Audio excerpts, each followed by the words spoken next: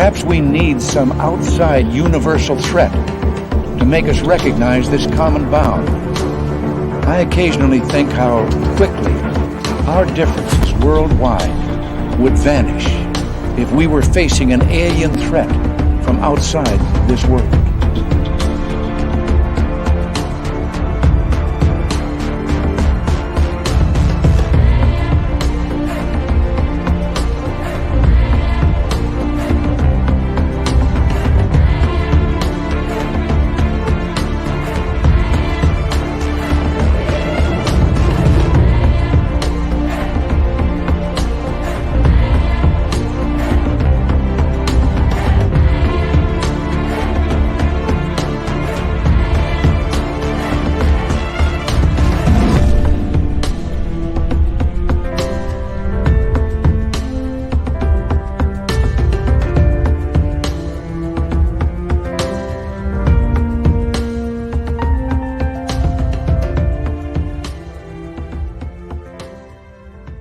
Happy Thanksgiving, America. How you all doing tonight? My name is Dave.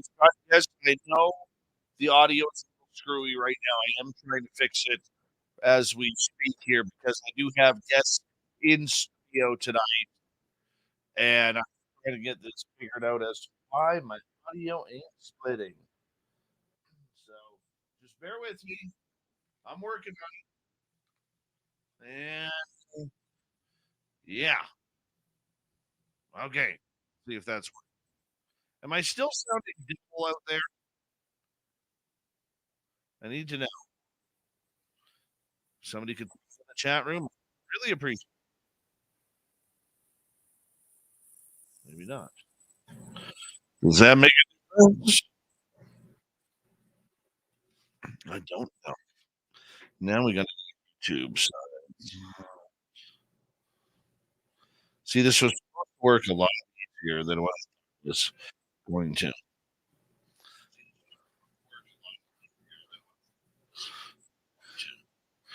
All right. Question is, why is this happening?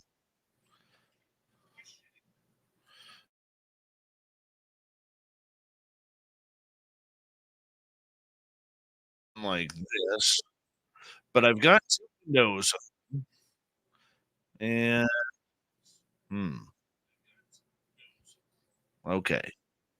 We may have to kill and we'll figure this out momentarily. That should sound great now. Okay, so I do have my friends in studio here. I'm going to try and figure out how to bring them up in camera. So that is not working. That's okay. That's okay. We're not going to do a roll call tonight because I got to try. I'm playing with some stuff here. I want to try and get everything going. I'm trying to add a second camera here. So that way you guys can actually see Phil. Let's see that. Does that work? Holy cow. We may have just solved the issue. Okay. We got Race Fan in the gold medal position. We got who else here? I think Ann B in the silver. Laura Lobbs taking home the bronze medal on this Thanksgiving night. Who's ready to beat the shit out of people when it comes to Black Friday? If you're listening in a Black Friday lineup right now, I hope your knuckles are tinfoiled. I hope your boots have spikes on them. Okay? Let's do it right, America, just like you used to before you went all beta during COVID. Okay? Let's do this properly. Okay? If we're going to brawl hard. Super Chat is open. It's a wonderful way to support what we do on this. And by the way, if you're not out there brawling, I do expect you to Super Chat tonight. I do, because that means you're into online shopping and you can just push your little buttons there and give us a Super Chat just because it's a nice thing to do. You can shop at our website, spacedoutradio.com. Why? Because we do not have ugly swag, people. We do not have ugly swag. Yeah. It's kind of different. Hold on. Let's get the radio side going here. All right, welcome in. If you're listening in on the radio and podcast side of Spaced Out Radio tonight, we are getting all paranormal and supernatural. My good friends Phil and Pauline Burn, right from 108 Mile Ranch, British Columbia. We're getting ghostly tonight. So I want all of you to join us, have a good time with us, because we are going to have a blast. Thank you, Jennifer Patterson, for kicking off this super chat tonight. Wonderful way to support what we do on a nightly basis. We got 20 seconds left. Let's burn through. Hi, Dino. Hi, Michael. Jules, how you doing? Karen in the Woo Train, Gong Show, Jimmy Gonzalez, Roy Boy. Yeah, he's signing up for autographs after the show. Line up to the left of the studio. Road Flair, if you want his autograph, you got to line up to the right. It's that simple. Horns up. Let's rock.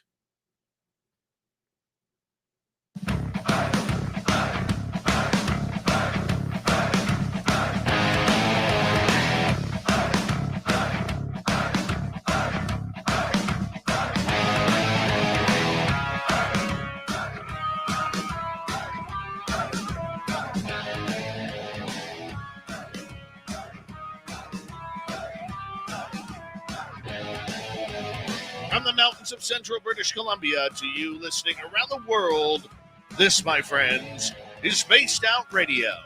I am your host, Dave Scott, sitting in the captain's chair of SOR headquarters. We welcome you to tonight's show on our terrestrial affiliates around North America, digitally on Odyssey Radio, TalkStream Live, and KPNL. All of our archives are free. Join us at youtube.com/Spaced Out Radio. Do old Davey the favor, hit that subscribe button. You can follow us on Twitter at Spaced Out Radio, Instagram at Spaced Out Radio Show, and on Patreon in the SOR Space Travelers Club. Our website, spacedoutradio.com. We have a plethora of features for you. Rock out to Bumblefoot, read the news wire, check out our swag as well. Tonight's show is brought to you by Chive Charities. Help make the world 10% happier by visiting Chive Charities today. You can find them on our website. It is a major show of woo tonight, as my good friends Phil and Pauline Burn are here. We're going to be talking about ghosts and all sorts of supernatural goings on. We'll bring them on momentarily. Then, in hour number 3, Steve Stockton is here with another spooky story. Robin Haynes joins us for the Cryptid Report. It's Dave 101 night and the strange news of the week. Let's hit it. The husband and wife duo, Phil and Pauline Burn, have been a paranormal team for more than a decade. Originally based out of Abbotsford, British Columbia, where the tandem owned and ran Fraser Valley Paranormal, the team, who's been married for more decades than Phil has hair, now investigates up in the Cariboo region of British Columbia. And to be totally upfront, I got to meet them this summer, and they ended up joining my ghost tour team at the 108 Mile Ranch Heritage Site. And we become very good friends and very well on the team where it comes to all things paranormal, supernatural, and anything to do with monsters. Let's meet them. Phil and Pauline Burn, thank you so much for coming on Spaced Out Radio, my good friends. Now, let's get right into it. How did we get started, Uncle Phil, on getting into the ghost tour thing? Well, it's been something that Pauline and I have been interested in for quite some time. My wife is a natural born medium, and we've had experiences way back in the day. And then from that point on, we just started getting involved with people who had claimed they had hauntings. A lot of times they didn't. And we don't just accept that it's going to be a haunting. We want to investigate. We want to see what's actually going on. And if there is something in the house, usually my wife will pick up on it, and she gets a lot of chatter. And from there, well, the rest is history. Yeah. And you know, I got to admit, I mean, you guys, hold on, let me move a mug here. You guys have, enjoyed a number of different locations that you have investigated over time. And Pauline, you are also a medium. Yes. Where you get to enjoy yourself talking to the dead people out there. How long is that? Has that been a lifelong thing that's happened, or is that something that happened as you aged? That was a lifetime of just being a young kid, just not knowing at first, the typical, talking to friends that aren't there and having those imaginary friends and stuff like that. And then, you go through that stage when you're a teenager where you just kind of block it out and you forget about it because it's weird, right? You don't know what to do with it. And then eventually you kind of meet like-minded people, and next thing you know, it gets a little stronger and stronger. So yeah, it's been a lifelong thing for me, for sure. Okay, I got an interesting question. I've never asked this question on the air because you're both into the paranormal and you both love the subject of the weird and strange, and that's why we get along so well. Right. Okay, but I want to ask, okay, when you guys became a couple way, way long ago, how do you get into the paranormal subject that say, I see dead people and talk to dead people, or I want to investigate this stuff? How did you bridge that gap? Do you remember? I don't remember. Okay, well, basically I do. Okay, there you go. When Pauline and I first got together, she had an experience with a deceased family member that was visiting our daughter. And when that started happening, at first I thought it was all hogwash. Next thing you know, I was coming upstairs one night. Our oldest daughter was in her room. There was a diffuse light in the room. I thought it was a night light. As I came around the corner, the light went out, and my daughter had yelled out, "Oh, you scared Ertl away." And I said, "Well, who's Ertl?" Anyways, as time went on, we went to Pauline's mom and dad's place for Thanksgiving, oddly enough. Her mother had brought out a book of pictures, the old picture books that our parents used to have. And she was thumbing through it. And at which point our oldest daughter was sitting on her Nana's lap, and she said, "That's Ertl's house," which is in Wakogama, Nova Scotia. Mm-hmm. And Ashley had never been there. So she was able to identify the property. She was able to identify Myrtle. And then from that, well, we had some friends, and some of those friends were connected to psychics. And it's like this stuff just attracts like-minded people. There's a lot of people that don't believe, and that's fine. You don't have to. I'm not here to try and convince anybody to believe in anything. We've just had our own experiences, and we've been helping people identify that for many years. Okay, what is the purpose of helping people? What is the purpose of the paranormal to you, Pauline? Well, a lot of times we used to get calls from, young moms, that were alone, and stuff were happening in their house, and it's scary. So if you don't know what to do with the situation, odd things that continuously happen, taps running, things knocking down, the feeling of being touched at nighttime, whether it's tickling of the feet or moving of the blankets, these things scare people. And it also scares their kids. So a lot of times kids will get not attacked, but they'll get touched, or they'll have toys that go off, and that scares children. So for us to go in and be able to identify what it is, move them along if we need to, it helps that family to move on. And we can explain. I can usually go in and say, it's not that bad of a, this person is an elderly person and they're just trying to take care of you. They're friendly. They're not evil. They're not mean. If it's mean or evil, I leave that up to Phil. So Phil usually goes in and does his thing, and he gets rid of them. But it's about helping them and making them feel more comfortable in their space. We had do a ghost tour together, and you guys that's literally how we met. Yeah. Okay. Because I had to put out a call. Myself and Mark and Tara had put out a call needing some volunteers, and you guys just kind of landed in our feet. And by God, that was one of the best things that's happened in a long, long time. I'll tell you. The same way. But for you guys, there's a difference between doing a tour and doing an investigation. And going out and helping people in their own homes, and going out to haunted locations to try and bring some answers to people, whether it's a museum, a bar, or somebody's place of work, where, just never seems like there's anything good that happens in those places. A lot of businesses have black clouds that are hovering over them. And I'm sure it's not because they're a struggling business. It's because the energy around the business is struggling. What is it like, and what is the difference, Pauline, between dealing with a business compared to someone's home? Like you said, Dave, a business, a lot of times it's like the only way I can deal with this is a hospital. So if you walk into a hospital, the minute I walk into a hospital, there's always chatter. There's always going to be chatter. Some of it's nice, but a lot of it is negative because if, for instance, down in the emergency, if somebody is brought in and they die unexpectedly, they don't have any idea why they've died, what's going on. They're negative. It's harder. There's a feeling there. Walking into a business that somebody has died in, had a heart attack. How many times do you go to the mall and you see a ambulance there, right?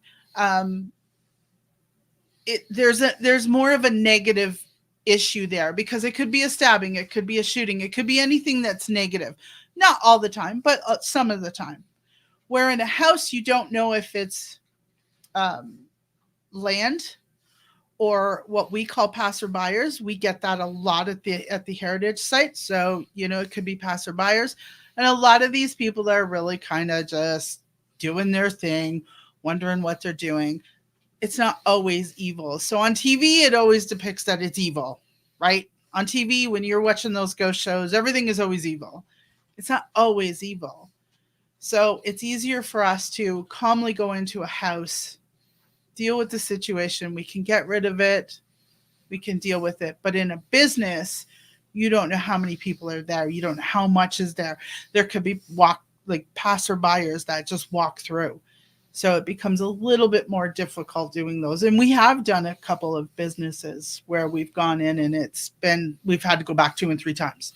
Okay, I want to ask you, getting back to you two being husband and wife for well over 30 years, and you're a team together in Sure. life, you're a team together in paranormal.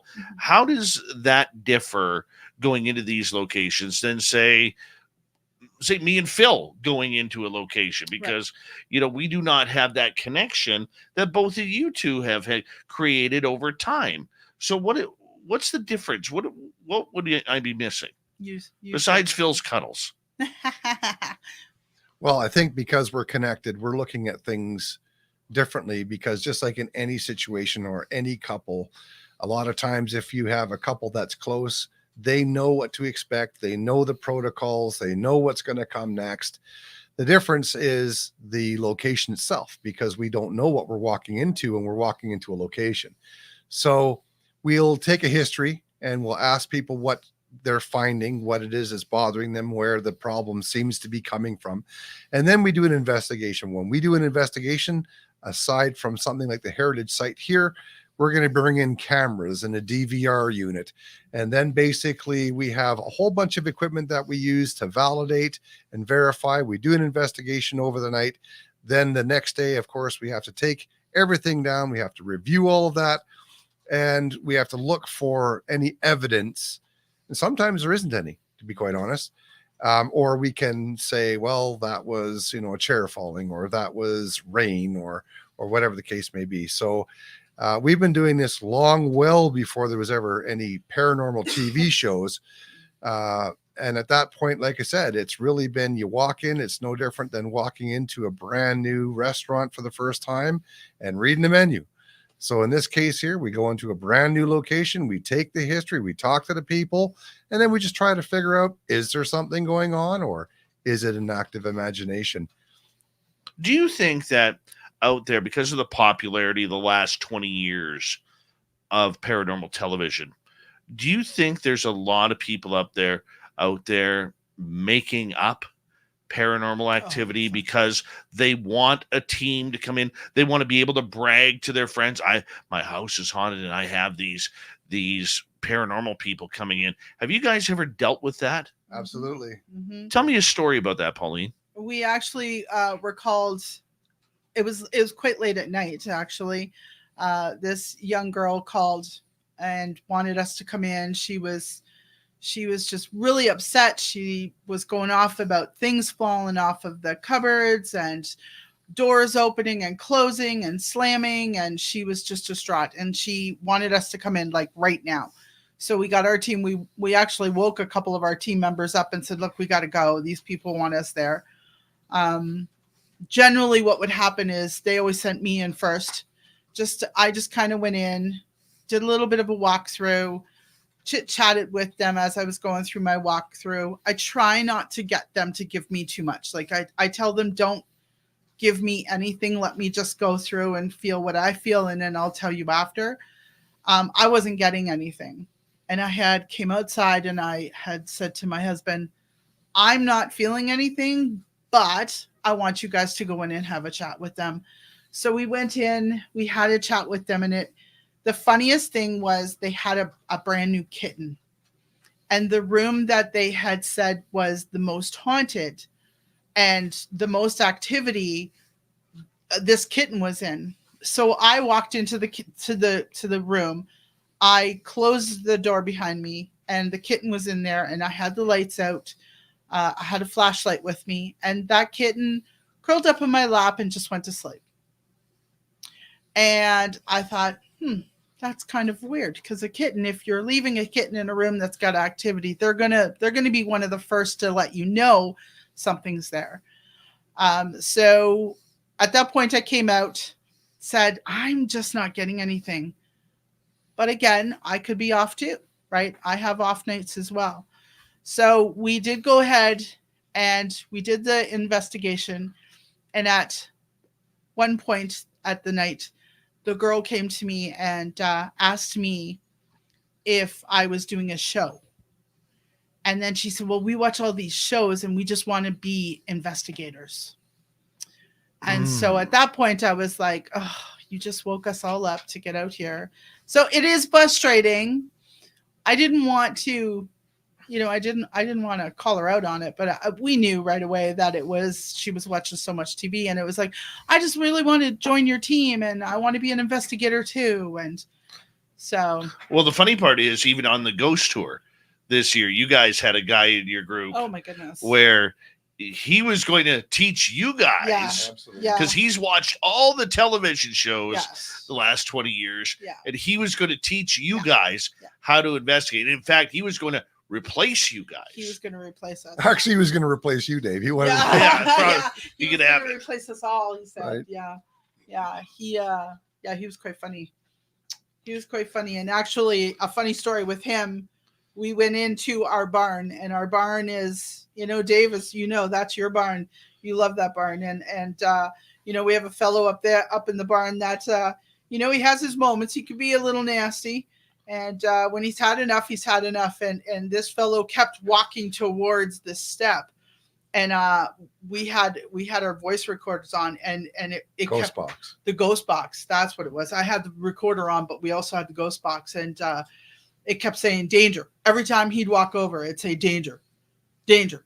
And then he'd walk away and it stopped saying it. And then he'd walk over, and by the 9th time he figured out. By the 9th time it was like, it was him. Yeah. It was like, this guy just does not like you. Yeah. So he was another one. Yeah. I've watched every show. I've taken notes. This is what this guy was saying, by the way. Yeah. Yeah. It was so funny. And Dave, I've heard you say a number of times, like, it takes days for them to film one show, right? It's funny. I think it's absolutely hilarious when people try to play games like this. Even my buddy Merle, who comes on for Ghosts of the Great White North, he had people adamant their place was haunted. Yeah. And when his team arrived, they had a house full of people waiting to watch it. They were all, they had like wine bottles and cheese and and they had a party, and they literally were there and had all these people over to watch the paranormal investigation in their house.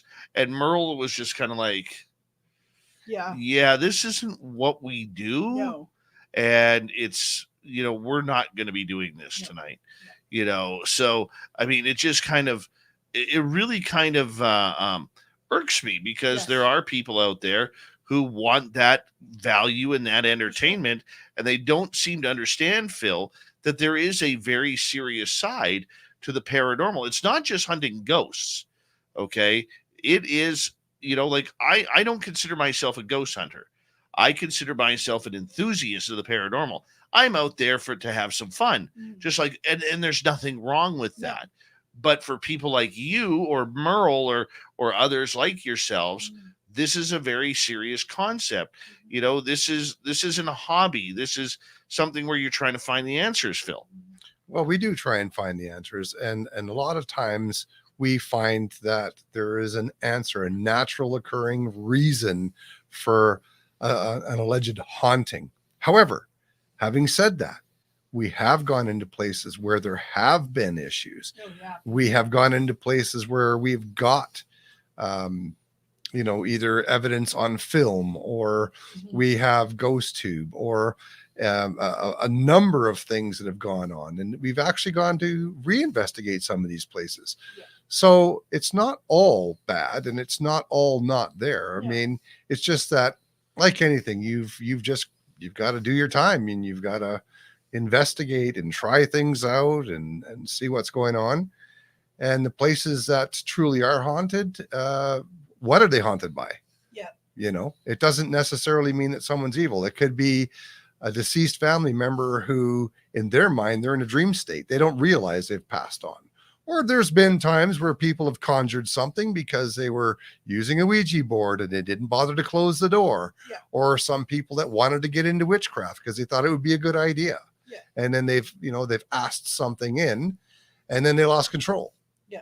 That happens. Yeah, and you know what? It takes people such as yourself to go in there and clear things out. Yeah.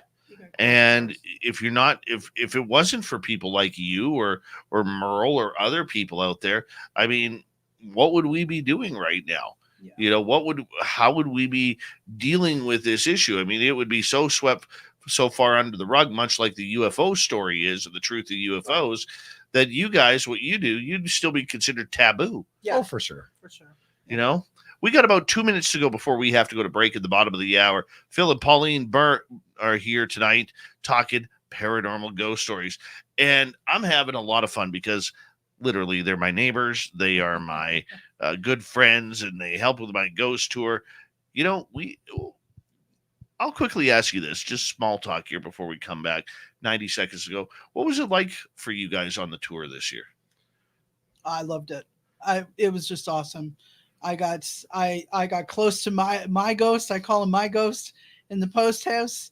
And it's every weekend is something different, and they do something different. Yeah, it's awesome. They're just a big pain in the ass there, Phil.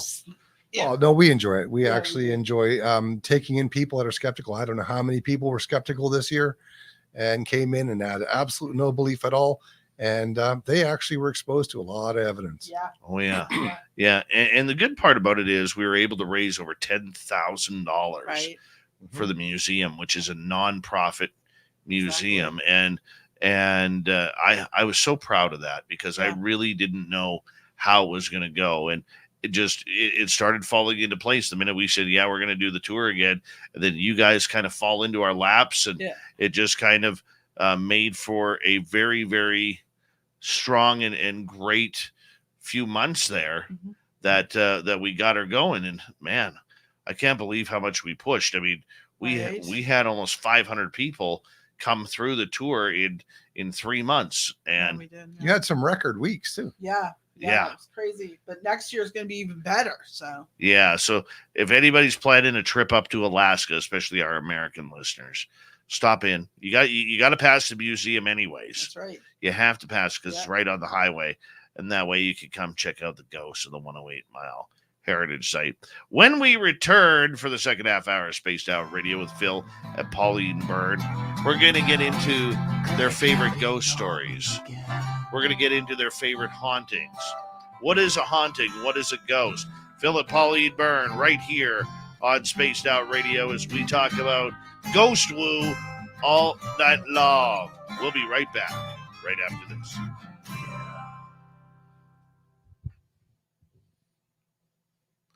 All right, we are clear. That was a fun first half hour. Now remember, they can hear us. So Right now? yeah, they can hear us right now. Awesome. Just the radio side can't. Yeah. You guys having fun? Oh, sorry. Yeah. For sure. Yeah. It's great. It's awesome. Yeah. Super fun. I'm trying to think of our favorite ghost stories. Well, you know what? I think that what would be interesting to talk about is when we actually bought the house. I told you the story Oh yeah, about tell a resident spirit. Yeah, Yeah. tell that story. Tell that story when we come back. Yeah. Yeah. What do we got?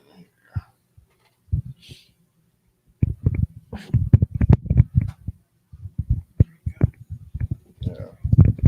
I'm glad you're having fun. Thanks for doing this tonight. Yeah, Well, it's super fun. It is. It's interesting, and it might also, some of these radio people of your following might decide they want to come in and actually get involved and go through a ghost tour and at the same time experience something. Oh, that's great. Hold on. Trying to get some light on my face here. Ooh, there's Dave. So bright. Why so bright? There you are. There we are.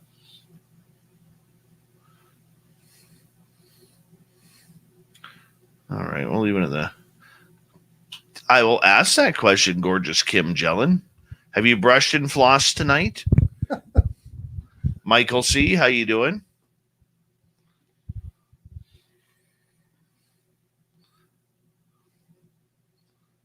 Aaron, how are you?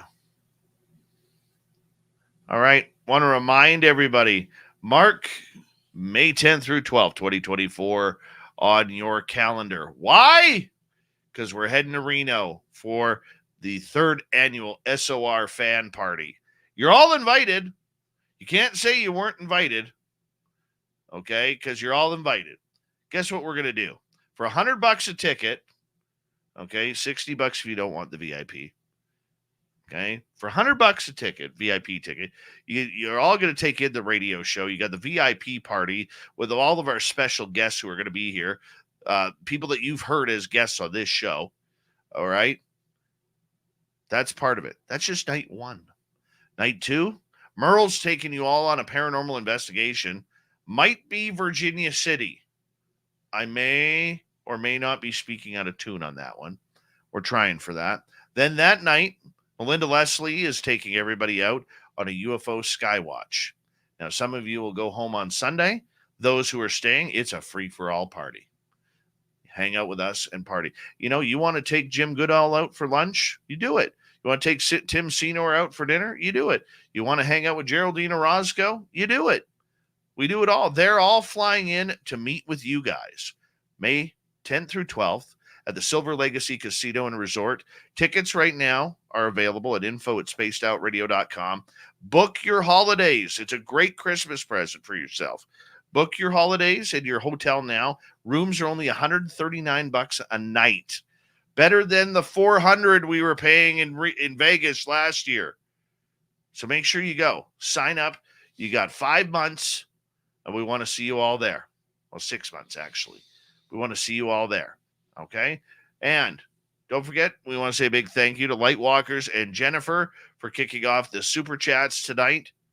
We appreciate your love and support. Also, if you're new here, hit subscribe, ring that bell. We'd greatly appreciate it. And you can shop at our store, spacedoutradio.com. Because we do not have ugly swag, people. We got nice stuff that you're actually going to want to wear in public. Not like half the paranormal and UFO shows that are out there where you're like, yeah, I'll buy a shirt to support them. No, here you're actually going to want to wear ours because you won't be embarrassed wearing it. So go get some swag. I'm talked out. That's enough of this show. I'm out now.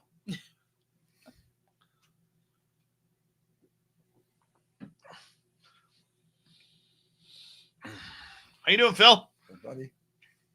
And by the way, Phil here, he's right here. Okay. He's the guy who's healing my body. He's the guy who is actually, remember how much in pain I was a few weeks ago? This is the guy who's fixing it. Yeah. Yeah. Philzy's got some hands with attitude. Okay. There you go. By the way, I will also say this. I don't really want to say it, but I'm going to say it. There was an El Ovni Volador sighting in my yard earlier tonight. I swear I caught a glimpse of the prick. Yeah. Here we go, second half hour.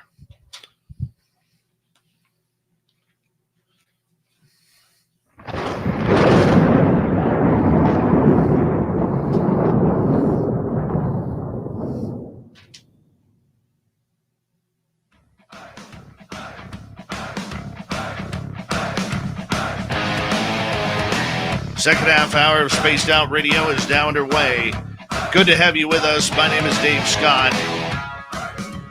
Glad you're all tuning us on in. Reminder to all of you that if you missed portions of this show or others, check out our free archives by going to youtube.com/Spaced Out Radio. Do me the favor, hit that subscribe button.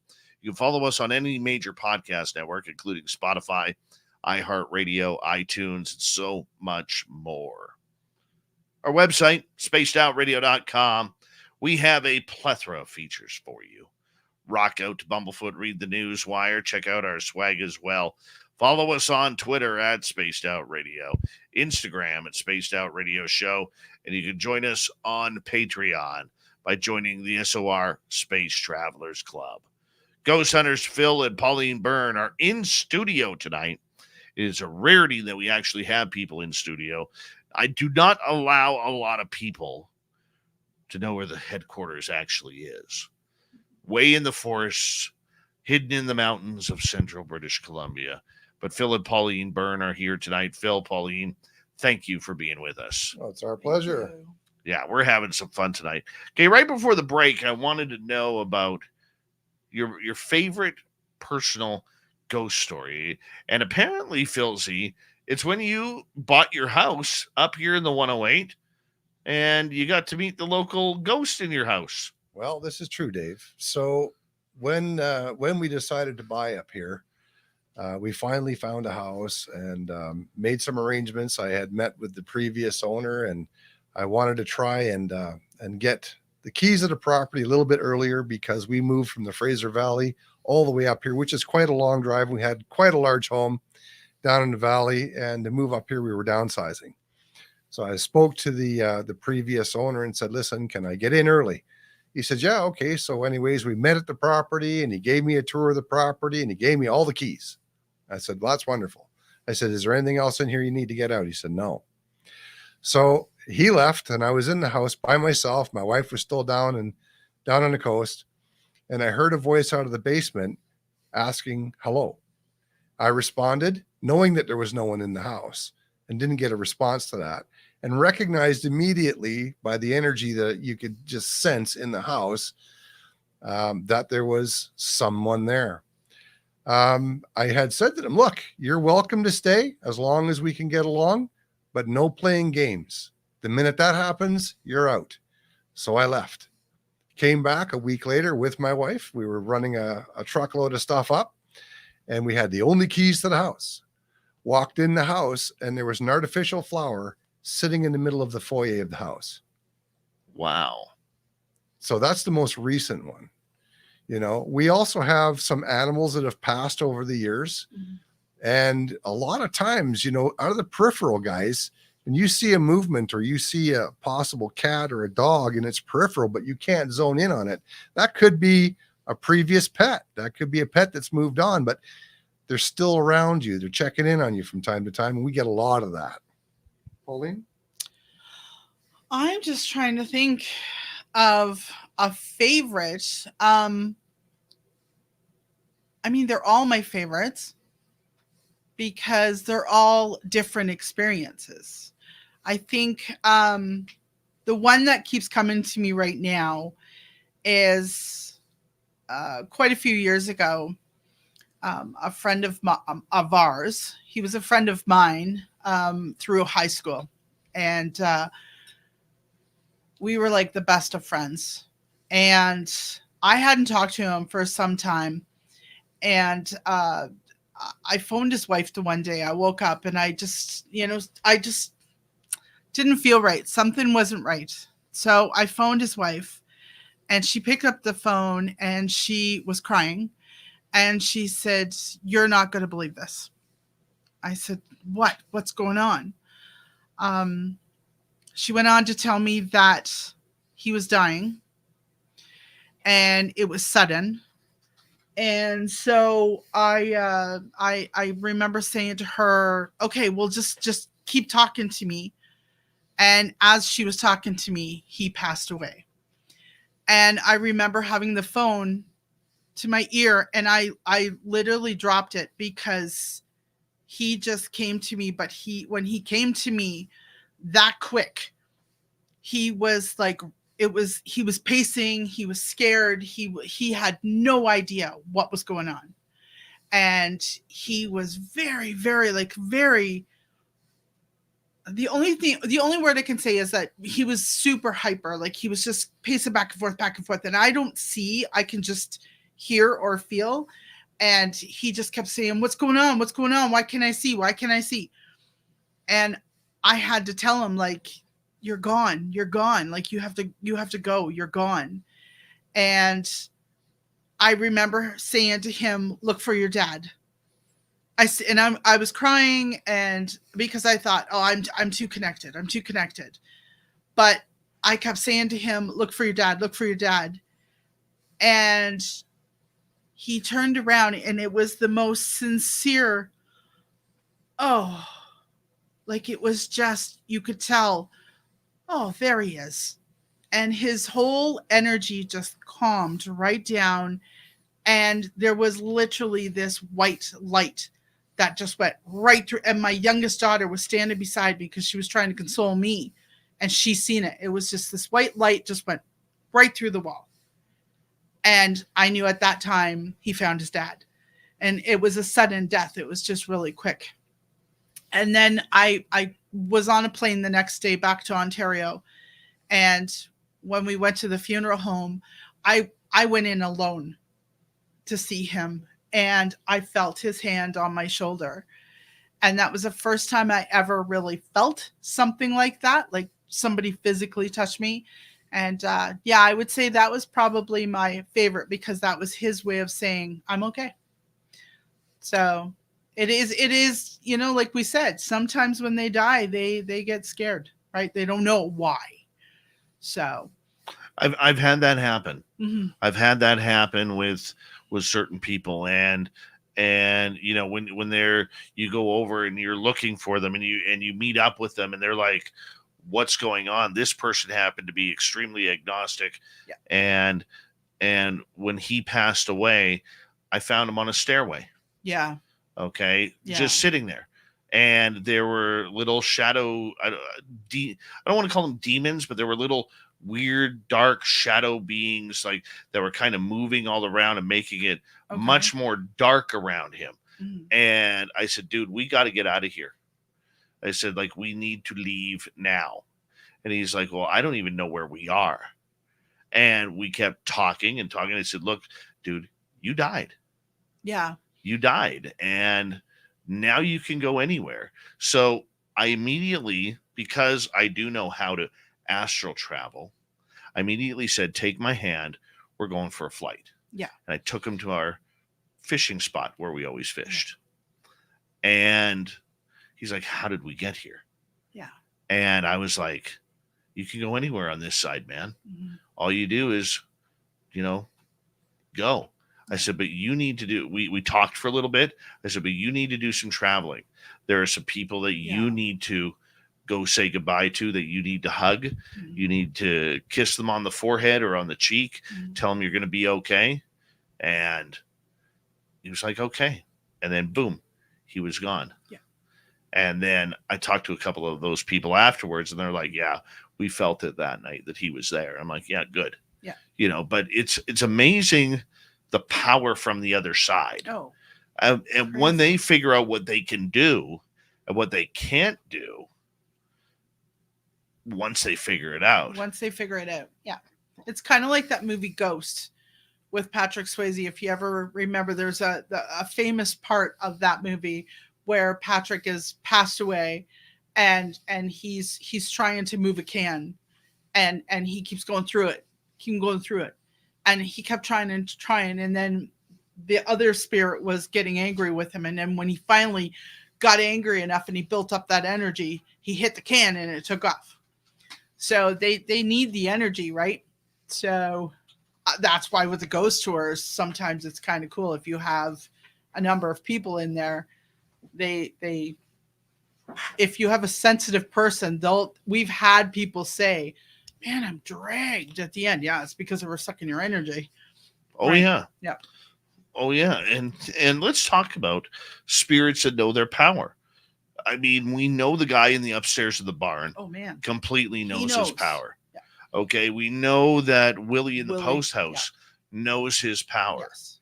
You know, have you, outside of those two, have you run into a lot of ghosts, Phil, that know their power? Absolutely. We did an investigation in the valley a few years ago, and Pauline went in first, and there was definitely something in the house, and it led her to one of the rooms that had sort of like a An attic. yeah, it was an attic, but it was an attic that connected to a room, but so it had a small door. And at any rate, she had gone in there, and we had some poltergeist activity by which things were thrown at her. And when stuff gets like that, that's when they call me in and I move them on. So at that point, we had to just say, nope, if you can do that, if you can harm people, and if that's your agenda, you're out of here. We're not having that, But keep this in mind. I'd just like to say one thing when it comes to the paranormal as well. And yes, there are some people that are left over here, or they haven't quite moved on. We're an energy being having a human experience, not the other way around. And that's important for people to understand. So we were energy and we return to energy. And that's the way it works. Yeah, I mean, I can understand where you're going with that. And I can understand that, you guys being a team and dealing with personal energy, that every spirit is different. You see a lot of these people, all spirits kind of do the same thing. No, they don't. No. Just like every other person, like my identity is different from yours and my personality is different from yours and 100%. everybody in the audience. Spirits are the same way from what I've found. They're all different. If they don't want to come out and party and play and give evidence, they're going to say, oh, screw you. Well, there's been helpful ghosts. Oh, I mean, 100%. there's cases down in Yeah. Texas there where a busload of kids was killed by a train coming through. It was so traumatic to them that they know they're gone. And if you stop your vehicle on the tracks and that vehicle's in neutral, and they've done this, tests have been done. They put flour on the back of a vehicle, and there's literally handprints Little on the back of tiny that vehicle, handprints. pushing it up and Yeah. over the tracks to get it off the tracks. Yeah. Really? Yeah. Wow. Yeah. And they've actually had like pictures of the little tiny hands on the back of the car pushing it. That is amazing. Yeah. Right. That is absolutely amazing. Have either of you ever left a location because of fear, Yes. because of it was strong, whatever was there was stronger than you? Yep. Tell me about that.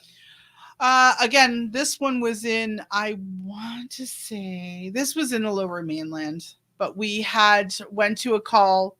It was another case of single mom. She had some teenage daughters. She had some crazy stuff going on. As one of our guys was setting up lighting and stuff like that, he screamed out. We went running up to see him. Great big scratch down his back. We took pictures. There was some crazy stuff happening that night. One of our other investigators got tossed down the stairs. So could not understand it. We were trying so hard to, use everything, get it to talk, wouldn't do nothing. So finally I went downstairs and I lifted the carpet. Something said, just lift the carpet. And I lifted the carpet, and the grandmother was with me and she was in tears. And there was a big pentagram down on the floor. And I looked at my husband and I said, I'm done. Like, I'm out of here. I'm not dealing with that. That force is way too heavy for me. I can't do this. And so I left him in there, and I had to physically walk out because I just could not handle the energy. It was too much. How about for you, Phil? You ever been chased out? Not by anything of the paranormal sort. That doesn't scare me.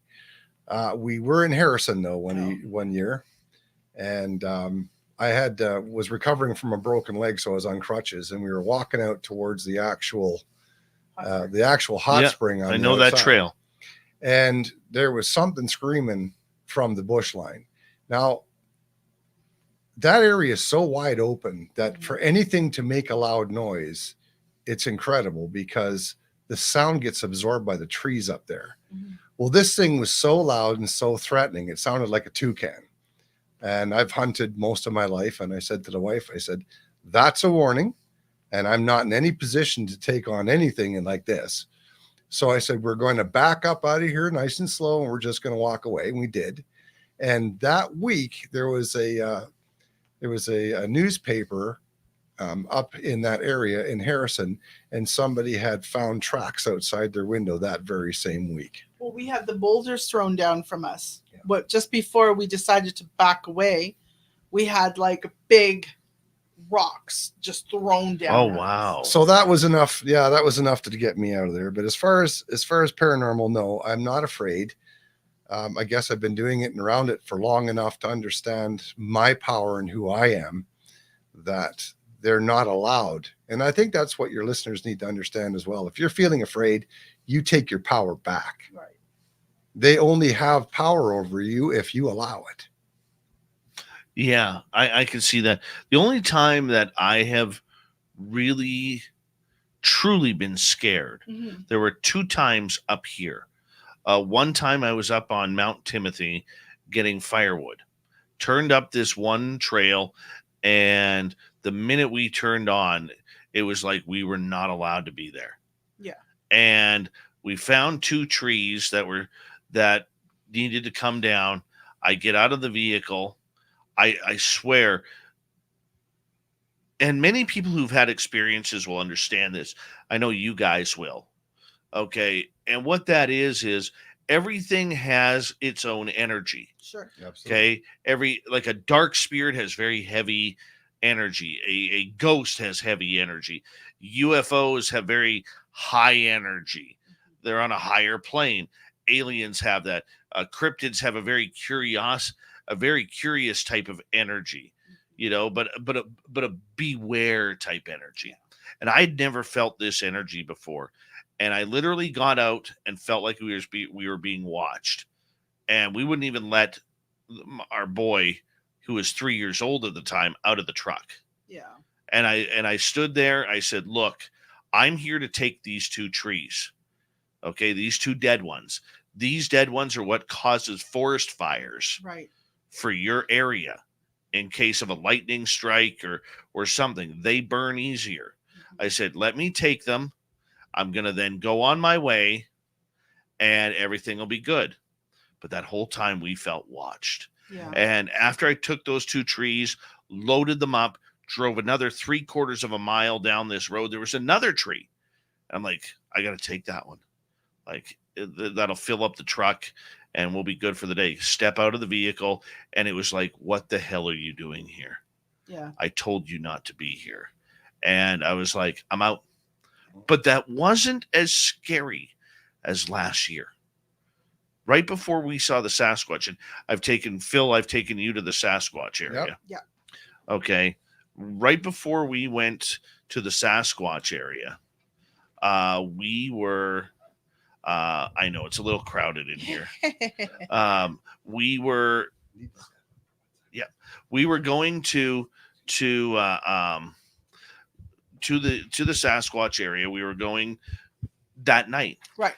And here we were all alone.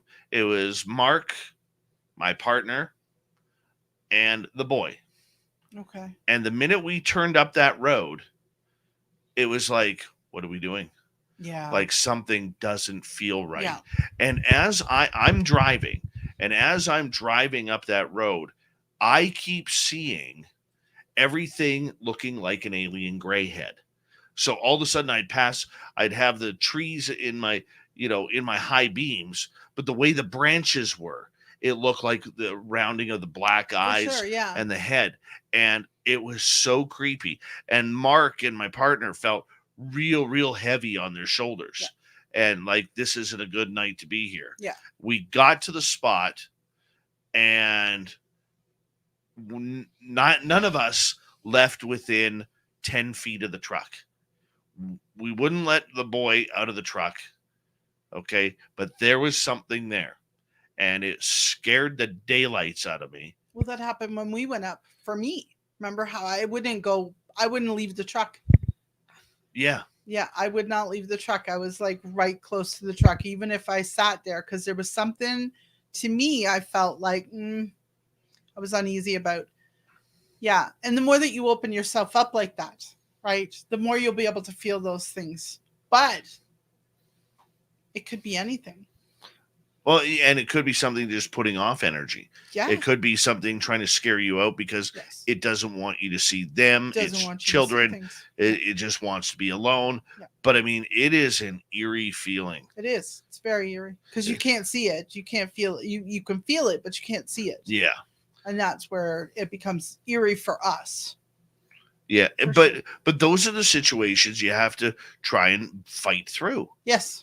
Yeah. It doesn't matter whether you're in the middle of the forest in a Bigfoot area or whether you are in a barn at someone's 1845 ranch. Yeah. Yeah. Well, and I think that you learn through experience too. Like if that same scenario would happen to me now, that happened to me then, I would have stayed because I would have been able to plow through it. Right. Yeah. And take that notice and say, no. You've got no authority over me. You can't touch me. But at that given time, I didn't feel that I was strong enough to do that. And a lot of times, if you're going into a situation, even with the barns or down at the 108, if I'm not up to snuff that day, if I'm feeling tired or lethargic and I'm feeling down, I a lot of times won't go because you end up either bringing something home with you that you don't want. Of course we smudge in that after, but if you're tired or weak or sick or stuff like that, it's not the time to be playing with that stuff. Yeah. It's not that time to be doing that because then you're going to get a whole new ball of stuff that you've got to deal with. Yeah, no, I understand that. And it's funny you bring that up because I can tell you that when I do the ghost tour, the next day, I might as well have drank 10, 15 beers the night before because I am hungover energetically the next day. Yeah. And all I want to do is sleep. Yeah. All I want to do is be by myself. I don't want to talk to anybody. Mm-hmm. There's a little bit of crankiness that kind of goes along with it. What is that? It's just the energy. So again, like if you're, we work all week long. We're hard workers and, we have busy lifestyles, right? So a lot of times what I would do back when we were down in the Lower Mainland, I would take the day before. So if I knew that we were doing an investigation on Saturday, I would take Friday and I would just relax and I would, be quiet and just do quiet stuff. That way there, I could build my energy up. And then come Saturday, I would do it. But I was still tired on Sunday because it does take that energy out of you. It just takes a lot of energy. Because remember what I said, they're sucking your energy. Oh, yeah. Right? Oh, yeah. So, and on that note, I'm going to get you to hold on because Phil and Pauline Burn are here for another hour on Spaced Out Radio. We are talking ghosts, hauntings, ghost stories, and so much more here on the Mighty SOR. We're having a great time tonight with Phil and Pauline, actually in studio. We let them know where the studio was. Spaced Out Radio continues right after this. Come on in, Philzy. You okay? Yeah, absolutely. You have a good fart out there or what? Well, we'll save that for a different segment. Here you go. All right. So what are your listeners thinking there? Oh, they're pretty happy. Right. They're pretty happy with you guys. I mean, Has there been any questions? oh, I'm saving them. Okay. All right. Yeah, I'm saving them. Awesome. Sapphire out. Health. How are you? Long time, no time.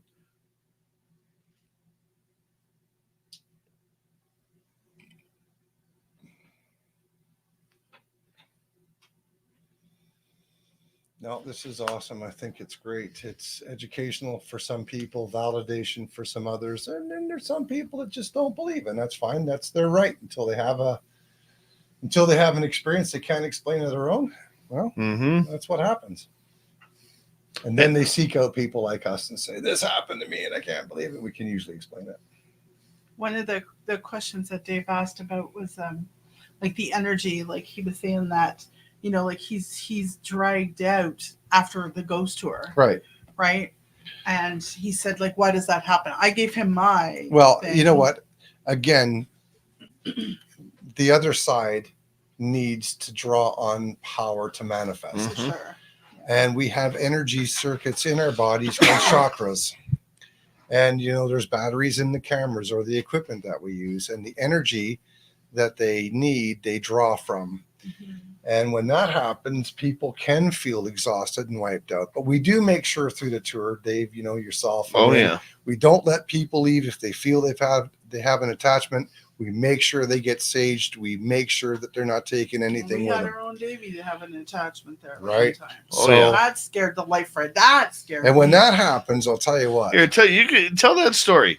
Yeah. Right. A non-believer becomes a believer real quick when they have an attachment. That was so scary. I had a group of people who I shouldn't have let on the tour, but a couple of them were friends of mine, and all of their buddies were stoned and drunk out of their trees. Oh, bad news. And what happened was they kept pushing the limits. And the worst of them all, who was the skeptic mouthpiece of the group, he decided to take pictures of the catwalk upstairs. Right. And I caught him. And I said, I said, no. So what did I tell you? I said, I don't need anybody, especially myself, being attacked tonight. And that's exactly what happened. Yeah. But see, some of those people don't believe that. And that's the problem. Yeah. Which is why if they're on the tour and they do something like that with us, they're rejected. Yeah. Right. This is serious science. It is real. And if you just want to come and make mockery of it, don't bother. Yeah, that was scary. That was scary for me because when I came up to you, you were not doing well. Oh no, that took a while to get that crap out of me. Yeah. That night I'd rather have been anal probed by aliens than have that happen. Yeah, that was pretty bad. Right. Yeah. I think we're doing pretty good here with the setup. I got this figured out now. Right. There you go. Good. Yeah. Oh, hey, Clam. Jeremy Jones, how you doing? We got a couple of minutes here. All right. Hi, Monica.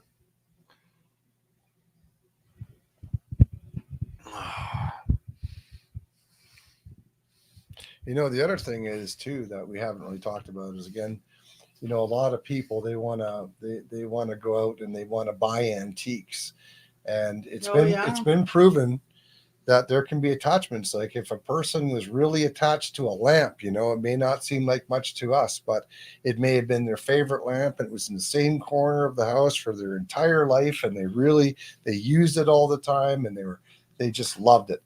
One second here. Yeah. So yes, what happened in the barn that night was we have a rule with the one spirit that we don't take pictures of his catwalk. And this drunk person thought that they knew better and that they weren't going to play by the rules. So they started taking pictures of his catwalk before I noticed. And I ran over to him, put my hand over his camera, and I kind of snapped at him. But those pictures were enough for the dude to attack me. That's what happened. And also, let me add to that. the last tour we just did, I had cat balls on the staircase. Yeah. And we were doing the Estes method with some of the participants. And I asked him, I said, if you want us to leave, light up the cat ball. And after a while, he lit up a cat ball, but we didn't leave because we were doing the Estes. So he kicked it off the stair. This was witnessed by guests of that tour. And then the woman tried to put it back on the stair and he kicked it even harder. We still can't find it. Cannot find that it's gone. Yeah. Wow. Yeah. All right. Hi, Sandra. Hi, Sandra. Hi, Sandra. Transcension, welcome to SOR chat. I got your question saved. And we're going to get going in about 45 seconds. A big thank you tonight with love to Shelly, Lightwalkers, and Jennifer for the amazing super chats. If you're new here, don't forget to give us a thumbs up and hit subscribe. Ring that bell. Shop at our Spaced Out Radio store on our website, spacedoutradio.com. We do not have ugly swag, people. We got nice stuff that you want to wear. We do. All right. 15 seconds, guys. And here we go.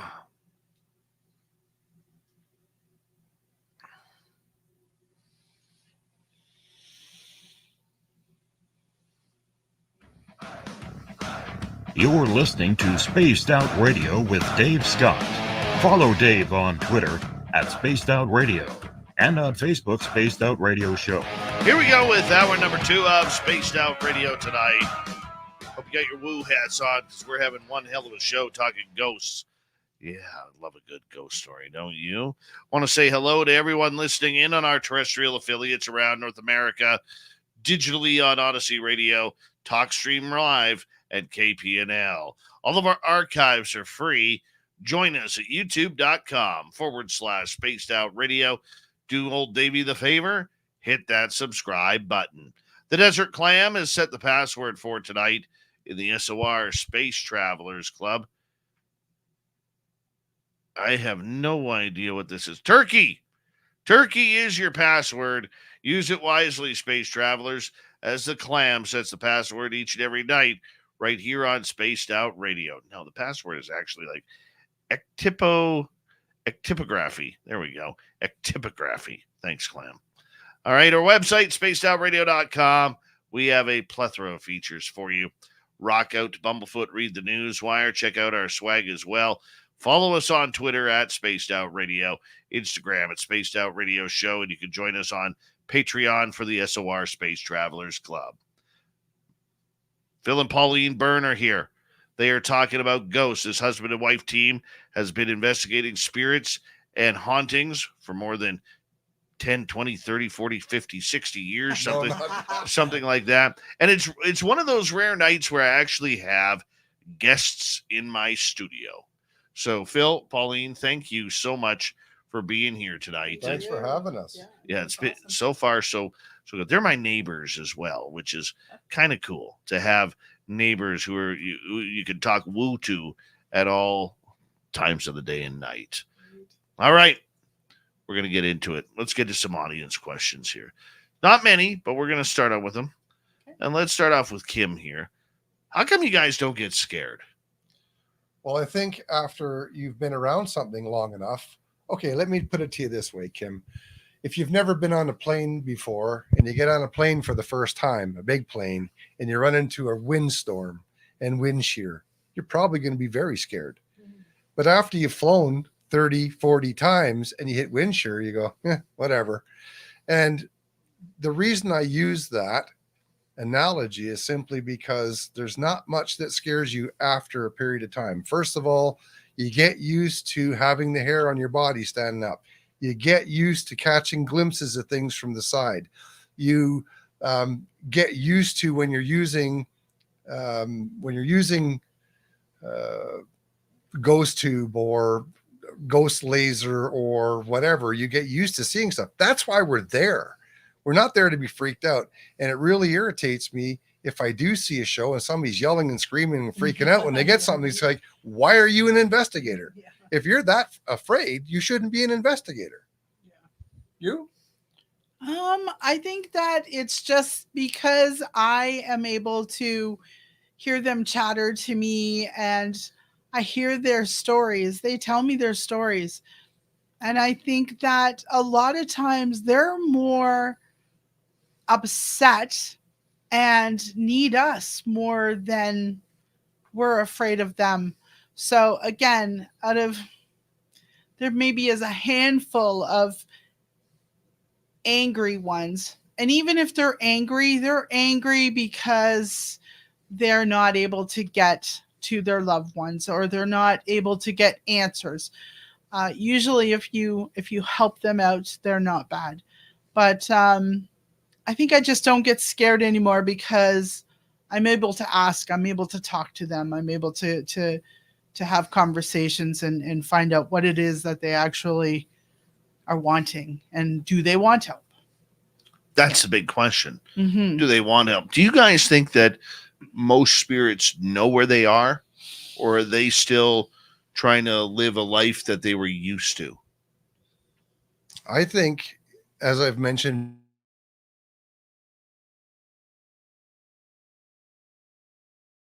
they're in what I would consider a sleep state. They're not aware that they've actually passed on.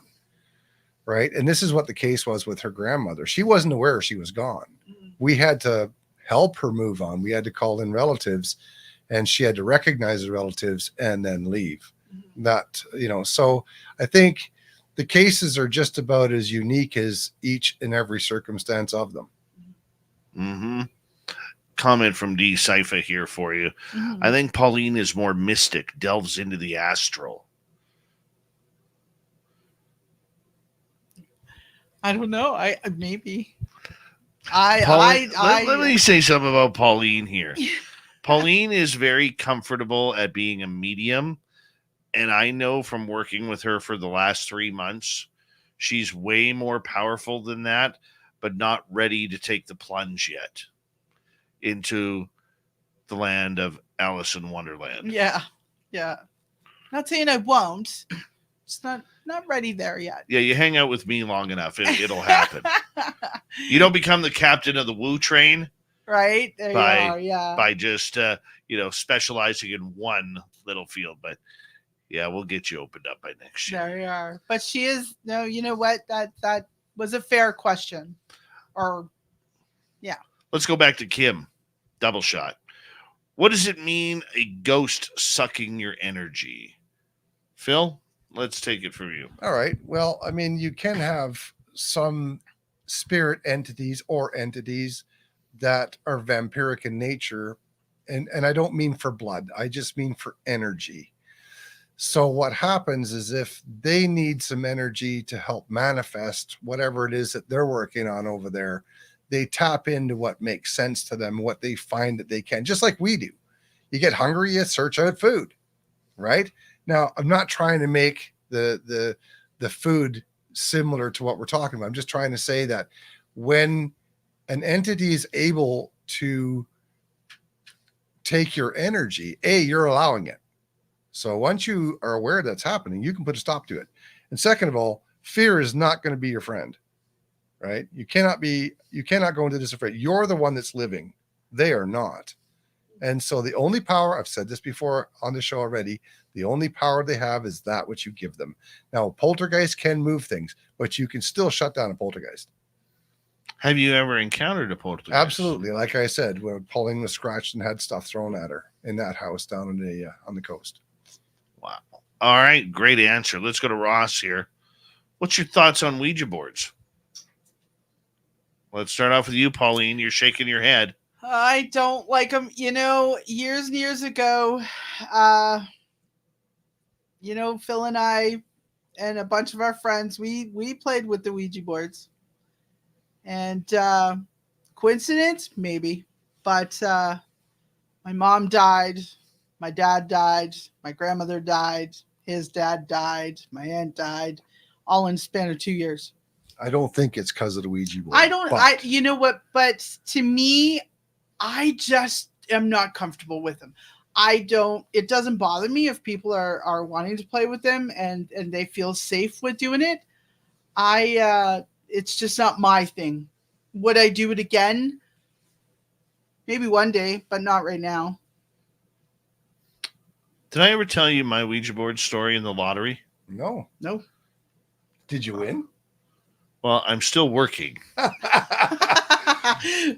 No, I don't know. It's just we were actually this is going back to 2013. We were our group of spiritualists that we hung out with. We started using a spirit board that our friend Pascal had brought over, and Pascal is my guru. He's the man who opened me up, and I'm thankful every day for him being in my life. And we started using it. And then all of a sudden the board turned to me and said it had a message for me, and it spelled out, "You're going to win the lottery." And now I had talked to a couple of psychics that I had trusted. Right. Okay. And because I had always felt that somebody in my family, either me or my dad, was destined to win the lottery. And my dad had a close encounter way back in the 80s when the $2 million lotteries that was a big one when it hit 2 million. Right. And he had 5 out of the 6 numbers. The winning number was 11. My dad had 12, and the bonus number was 13. Oh. Yeah. So that was pretty darn close. Right. So anyways, this spirit board says you're going to win the lottery. I said, when?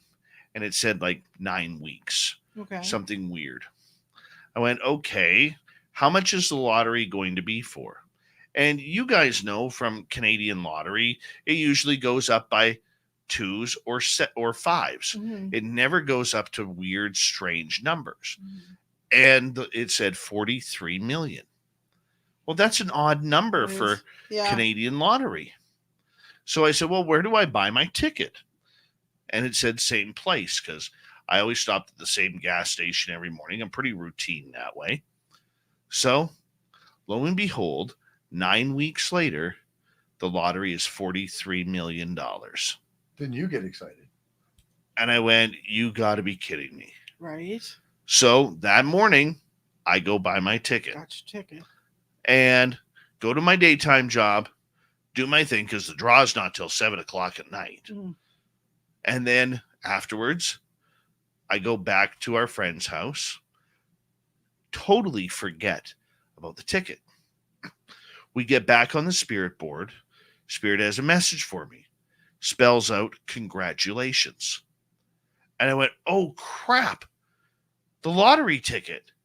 So I run to my vehicle, outside to my vehicle, grab the lottery ticket.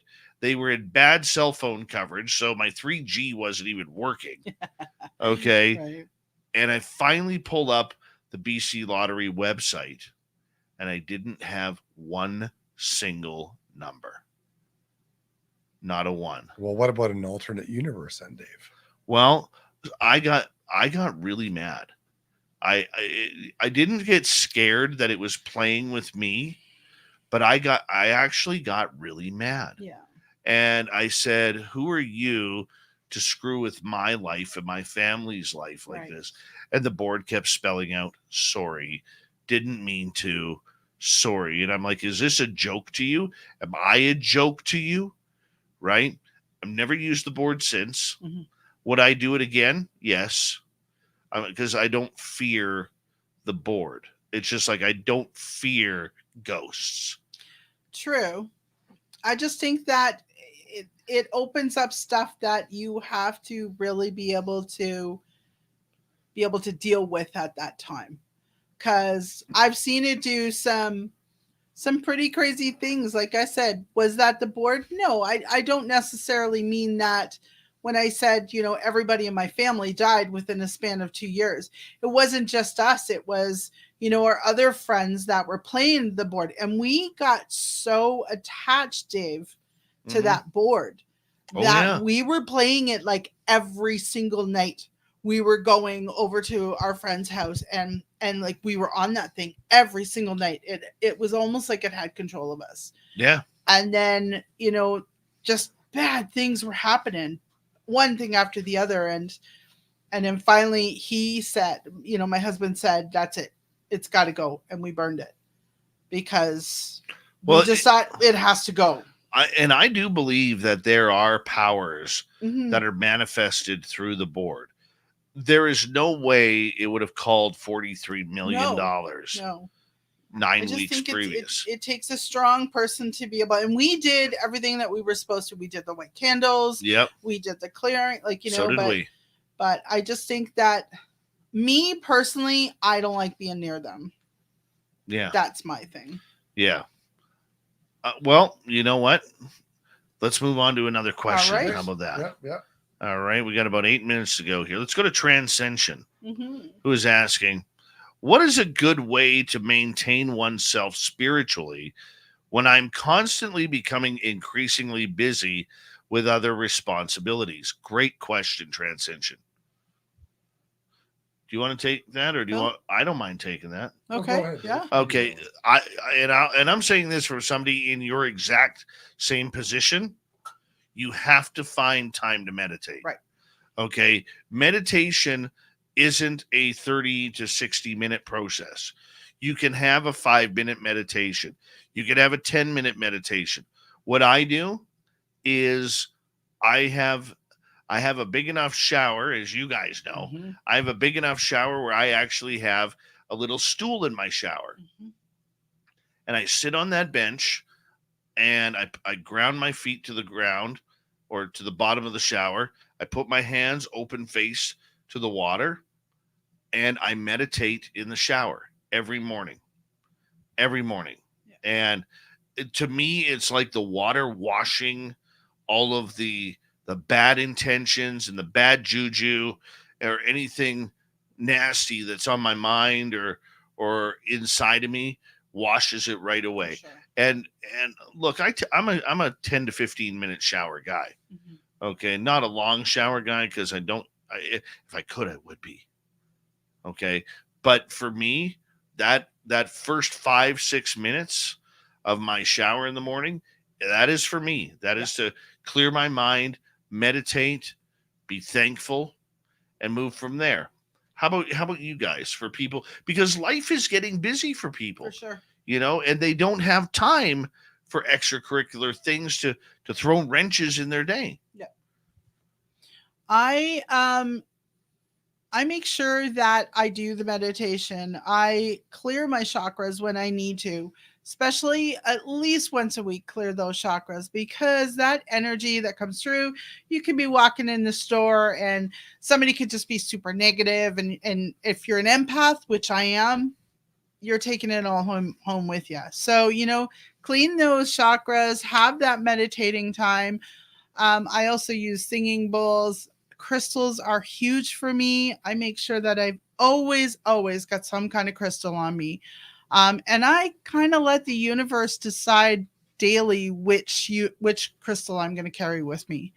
Charge your crystals and just make sure that you're drinking your water and just taking that time for you, because that is the hugest one.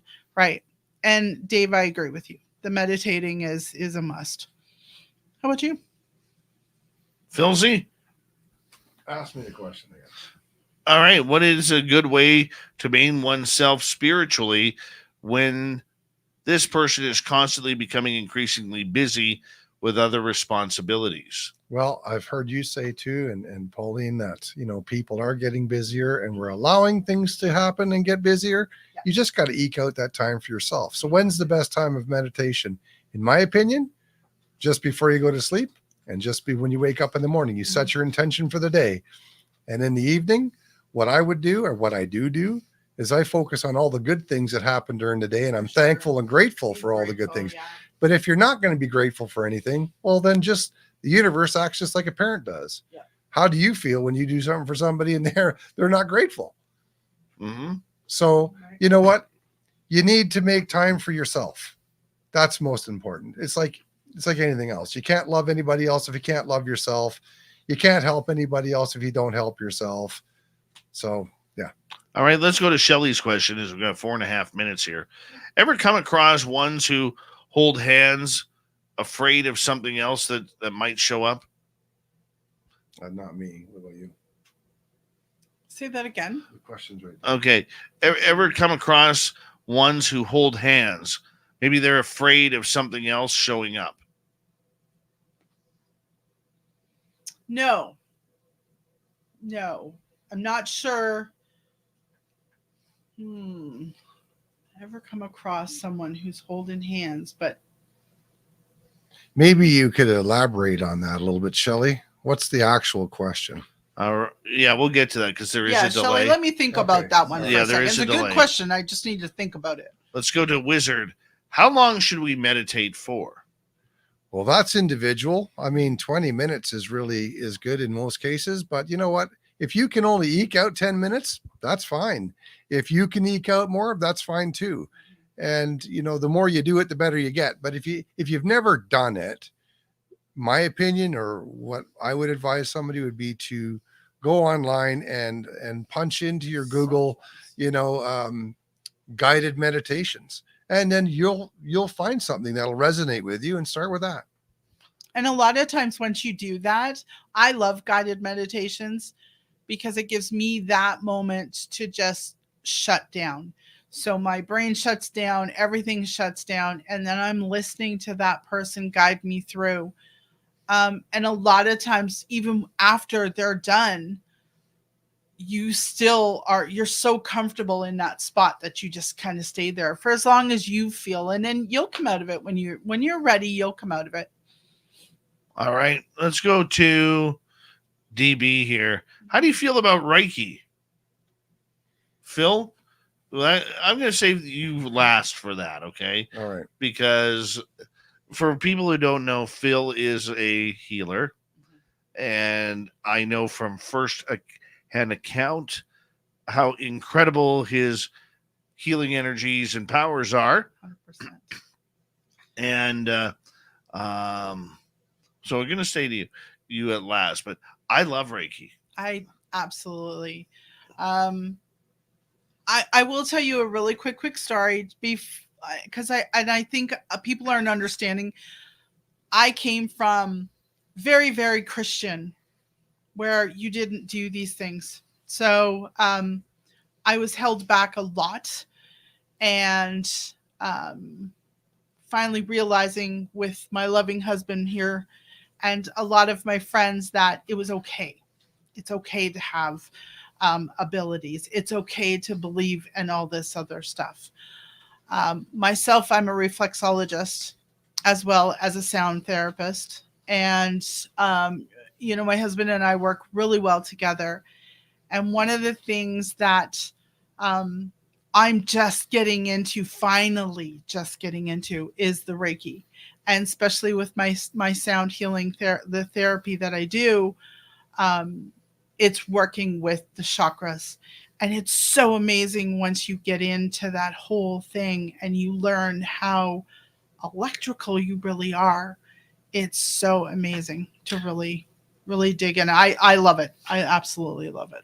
2013, the spiritual group, or 2014, the spiritual group we hung out with split up because it started with the one person who just did not like the fact that this dummy named me was having all the experiences that she wanted. Yeah. And she wanted the attention. So she actually put a curse on me. Yeah.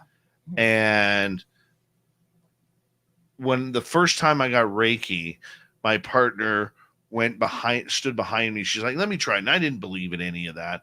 Okay. I made fun of it. Yeah. And she stood behind me about 6 feet. She goes, you feel anything? I said, no. And she moved a couple feet forward. Do you feel anything? No. She apparently moved again. And I started screaming. I said, get your effing hands off of me. You're killing my back. Yeah. Because I had such a sore back. And she says, turn around your chair. She was 2.5 feet behind me, not even touching me. The power of Reiki, healing, and more. We got Dr. Phil. We got Dr. Pauline, Doctors of the Paranormal, and more on Spaced Out Radio coming up right after this. Stay tuned.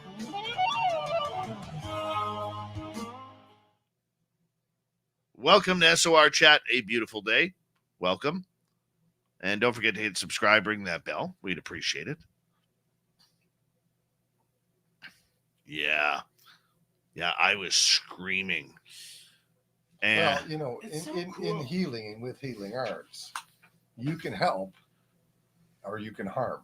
Mhm. So if a person is brand new to it and they're messing around with energies, it's kind of like messing around with a Ouija board and not knowing Right, what you're not doing. knowing what you're doing. Or borrowing your dad's car and not shutting it off when you bring it home. You know what I'm saying? So yeah, it's Yeah, we've you seen gotta that be happen. You We've gotta be actually seen that careful happen. with people that touch you because they also leave trace energy on you. And Oh, what's yeah. their intention when they touch you? Oh, yeah. It took me a couple of years to get that curse off. Oh, And she had told other people that she had cursed me as well. Right? Not good. Yeah.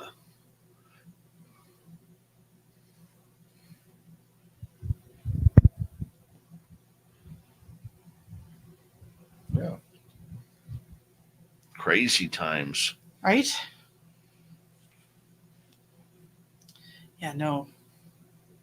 I'm actually with the singing bowls, I'm really getting more in tuned to all the chakras, and it's cool because it's opening up my third eye, which is something that I really need. Mm-hmm. Well, I've already Oh, told yeah. you how to deal with that. You just have to do it. Yes.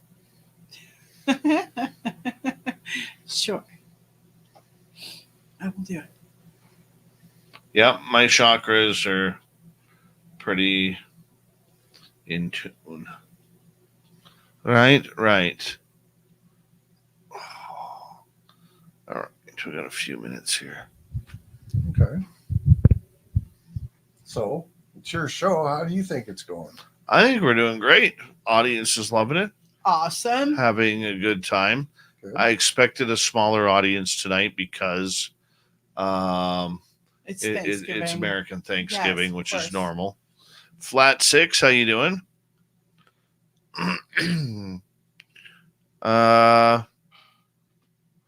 Tim, it works for me. I read your comment earlier and I responded. Excuse me. It works for me. Grounding can work anywhere, my man. Even if I was standing on your beautiful goatee, I could ground on your goatee. I totally could. You could Grounding stand is on my amazing. beard and you could ground on my beard. Grounding is amazing. Noble Patrick is awesome. Good to have you back, buddy. Pixie Lara says, I'm loving learning to use my singing bowls Right. as part of my healing and working with my own psychic abilities. Good job. Yeah. Pixie Lara is awesome. Yeah. She actually Pixie, she's the one who actually made me this toque. Well, there you go. Oh, there you go. Right Yeah. on. Love this toque. Yeah, no, Pixie, keep doing it. It's awesome. They're awesome. And you'll know you're in the right zone when the sound of the bowl resonates with you, and you'll know what I mean when it happens. Yeah. Mm-hmm. Yeah. Oh, I gotta put my hair up. Me too. Put your hair up, Dave. Put it up. It is up. It's holding nicely tonight. We got a few more questions coming for you guys. Good. Perfect. Flat 6 from Southeast Kentucky. Wow. Love you too, my man. I exceeded the feed limit today. Oh, so you weren't eating dinner. You were feeding today. See, I feed as well. I don't eat. I feed. Big difference. Peppa H, how are you? Thank you for the love.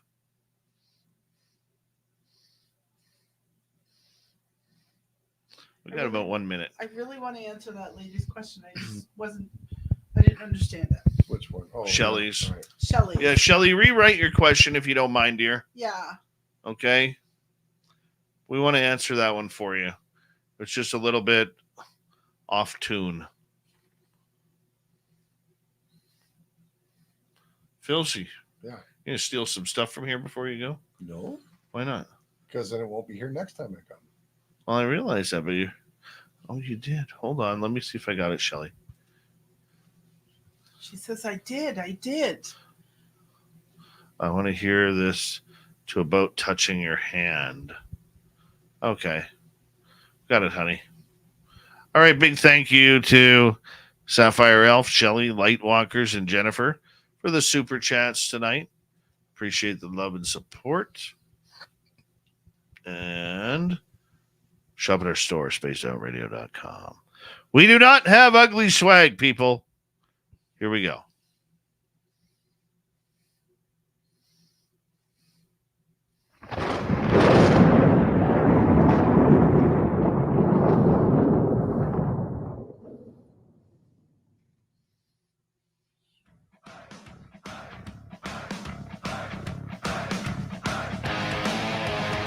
Here we go with the second half of Spaced Out Radio tonight.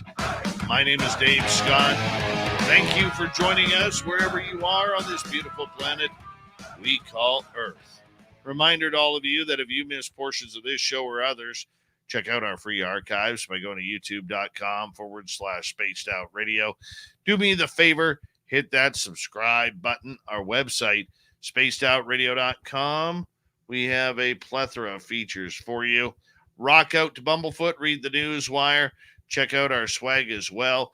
Follow us on Twitter at Spaced Out Radio, Instagram at Spaced Out Radio Show, and you can join us on Patreon by joining the SOR Space Travelers Club.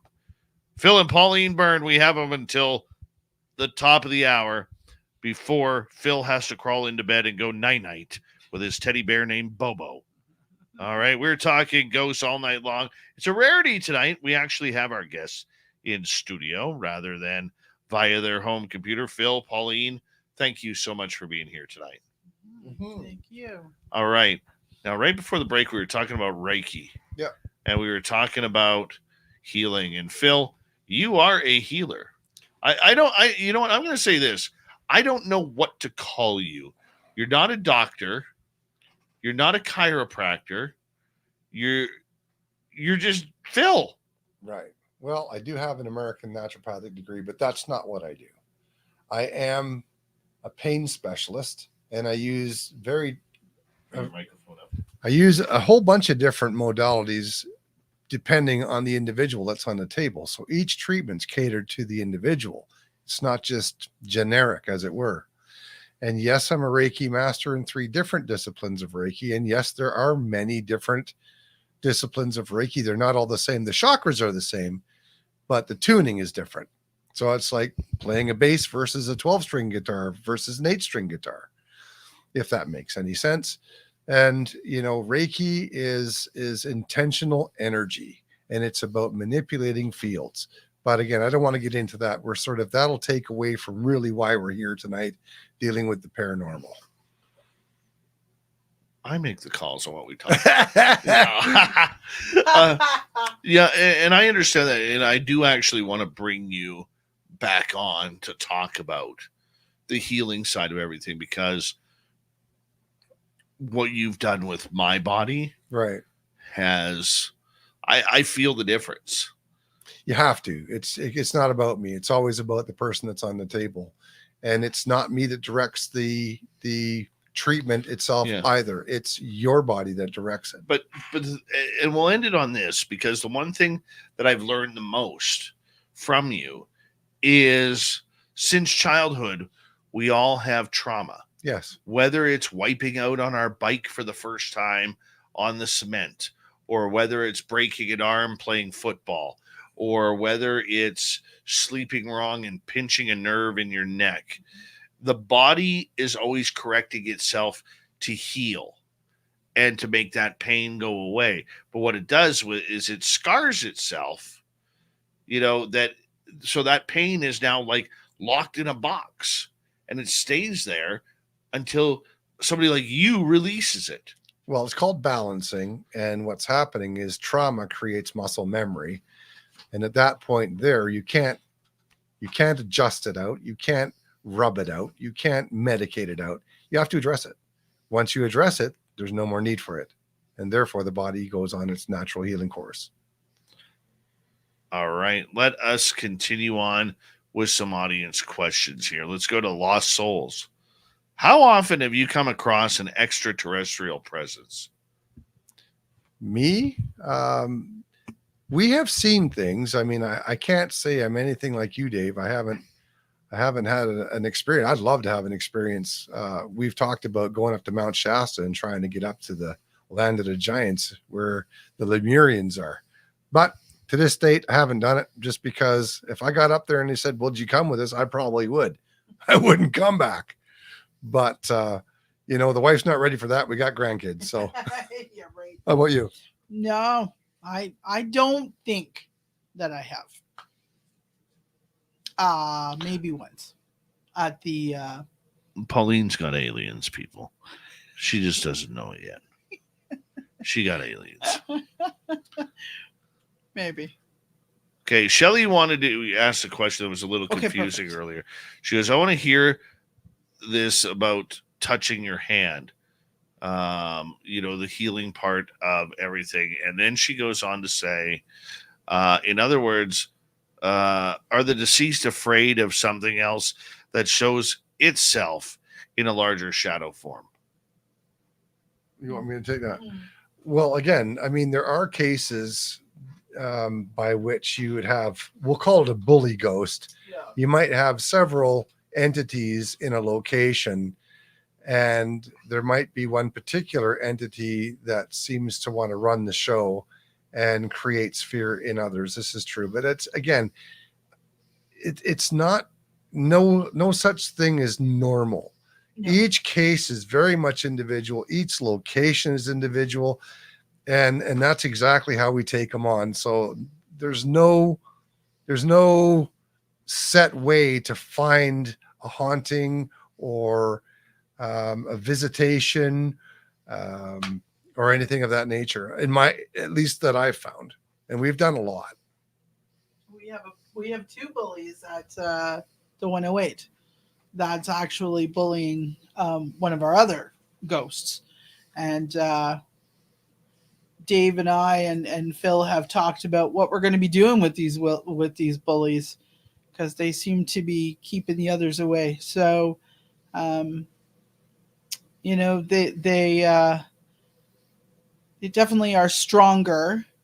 They're stronger, and they're holding a couple back, which, you know, we have to deal with them in the summer for sure. Yeah, we'll get to them. Mm-hmm. We will get to them. All right, let's move on. Let's go over to Transcension again. How do you know when you are dealing with a curse? Oh my goodness. Well, you know, the person is definitely, you know, not themselves. Things happen. If you're talking about a loved one watching, I watched my husband, and my husband was quite cursed, unfortunately, and it was upsetting. It was very upsetting. You know, they're not the same person. Words came out of his mouth that would never come out of his mouth. His voice changed a number of times, and that was witnessed by some of our friends. You know, he. It's quite upsetting, actually. Dave, you had that. How did you know you were? I always felt lethargic. Yeah. I always An felt energy like thing, right? I always felt nervous. Mm-hmm. That there was always something watching me. Yeah. And I ended up finding out the curse from Samantha Mowat that had been placed on me because this person had told her, number one, and then her ex-fiance had told me as well. Nasty. I mean, but where I really noticed it was through the people that she surrounded herself with. The lies, the manipulations that were coming out of that, like people go calling up my ex-wife and saying, do you know that Dave makes such and such amount of money? You should go for more child support. Mm-hmm. And when I showed her my T4 to say, hey, I don't make that kind of money, she was like, oh, yeah, you know, it's but just divide and conquer. For yeah, sure. it was extreme divide and conquer, and bad energy went around with that. And no, she did place a complete curse on me. So And there's anger too, yeah, right? Like there's a lot of just really quick anger, and yeah, it's quite nasty. You'll know. Yeah. You'll know if you're around that particular person a lot. Yeah. You'll know. Oh yeah, absolutely. And in the end, I found out it was jealousy that caused Yes. it, because she was the one who felt that she should have been in the forest with Samantha Mowat when the aliens were there. She's the Yeah. one who thinks that she should have been speaking at conferences and starting successful radio programs. Right. And hey, not the first time I've been blamed for problems in anybody else's life. I'm sure it's not going to be the last. Linda wants to know, what is the best way to decalcify your pineal gland? Well, one of the things you could do is use sound frequency, and there are frequencies that you can access on the internet that help to decalcify. And again, you do need to be careful about fluoride. Fluoride's been proven to calcify the pineal gland, and also there are generators out there that are called RIFE, RIFE. They're very expensive though, but again, if you have some sort of access to somebody who might have one, that can help a lot as well. There are some talk about certain supplements you might be able to find if you do some due diligence, but I would definitely go with, first of all, if you're using a fluoridated toothpaste, stop. If your water's got fluoride in it, certain states have fluoride in the water, don't drink it. And then use some sound frequency for sure. Love it. Good job, Filsey. Good job. Let's go back to Kim, who wants to know, what about pets? Where is my dog, Pauline? What about pets as far as spirit wise? Yeah. 100%. You know what? I've heard so many people say, oh, animals don't have souls. No, they don't have spirit. They don't have spirits. Sorry. Yeah, they don't have spirits. My mistake. And you know, Kim, I'll tell you a quick story. My German Shepherd, I loved that boy. Oh my goodness. If I stopped, his nose went right up my butt. That dog was my boy. And we rushed him into the hospital, to the pet hospital. And there was nothing we could do. We ended up having to put him down, and both Phil and I held him when he died. And when he died, I, like, you know, any fur mama, I couldn't handle it. I had to walk outside, and I was crying, of course. And I walked outside, and as soon as I opened the door, my dad, who had passed away, was standing there, and my dog was right beside him. So I believe that all dogs go to heaven, just like cats, birds, everything. And your dog is actually with you all the time. So there's specific times where you're going to, Kim, you're sitting at the couch and you're going to feel something tug or something at your foot or your leg. That's your dog. And foot of your bed, that's going to be your dog. So he's there. He, she, they're there. They're there with you always. All right. I love that answer. Great answer. All right. Let's go to Jules. What should we do when someone is in the throes of a curse? Support. Well, again, you Support. know, you may not necessarily be accurate when you're saying it's a curse. More information is required to even answer that question. But if there is a curse, if there is a demonic curse, or if a witch has laid a curse on there, you almost need somebody to help find that out. Contacting a shaman, for example. Yes. Or, contacting a psychic medium, something of that. You can't just go at everything and just assume we know. A lot of times you don't know what it is. You need to sort of get some help to find out exactly what it is and then deal with it. I like that answer. Mm-hmm. All right, let's continue on here. Let's go to DB. What are orbs? Why do they come in different colors? And does their presence affect us in any way? Go ahead, Pauline. Orbs are simply spirits. So spirits sometimes will come in the little forms of orbs. I like to call them like little angels. So you see them quite a bit. When we're doing investigations, you have to be careful because a lot of times what people call orbs is dust.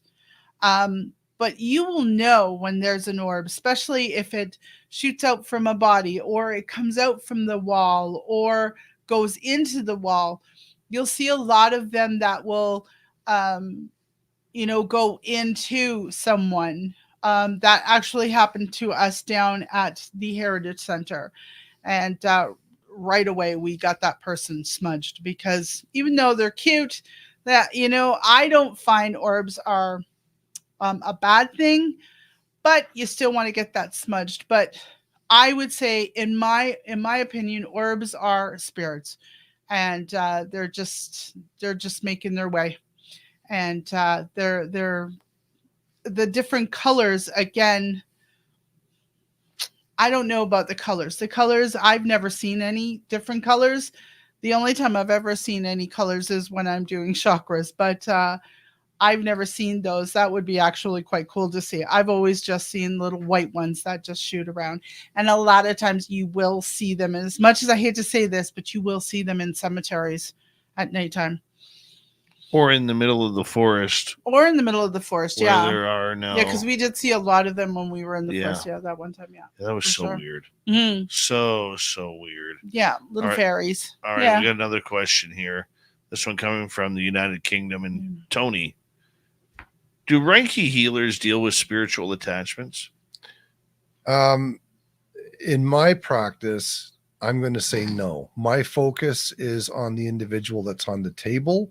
If I sense that there is something else there, then we have to deal with it individually and we have to address it accordingly.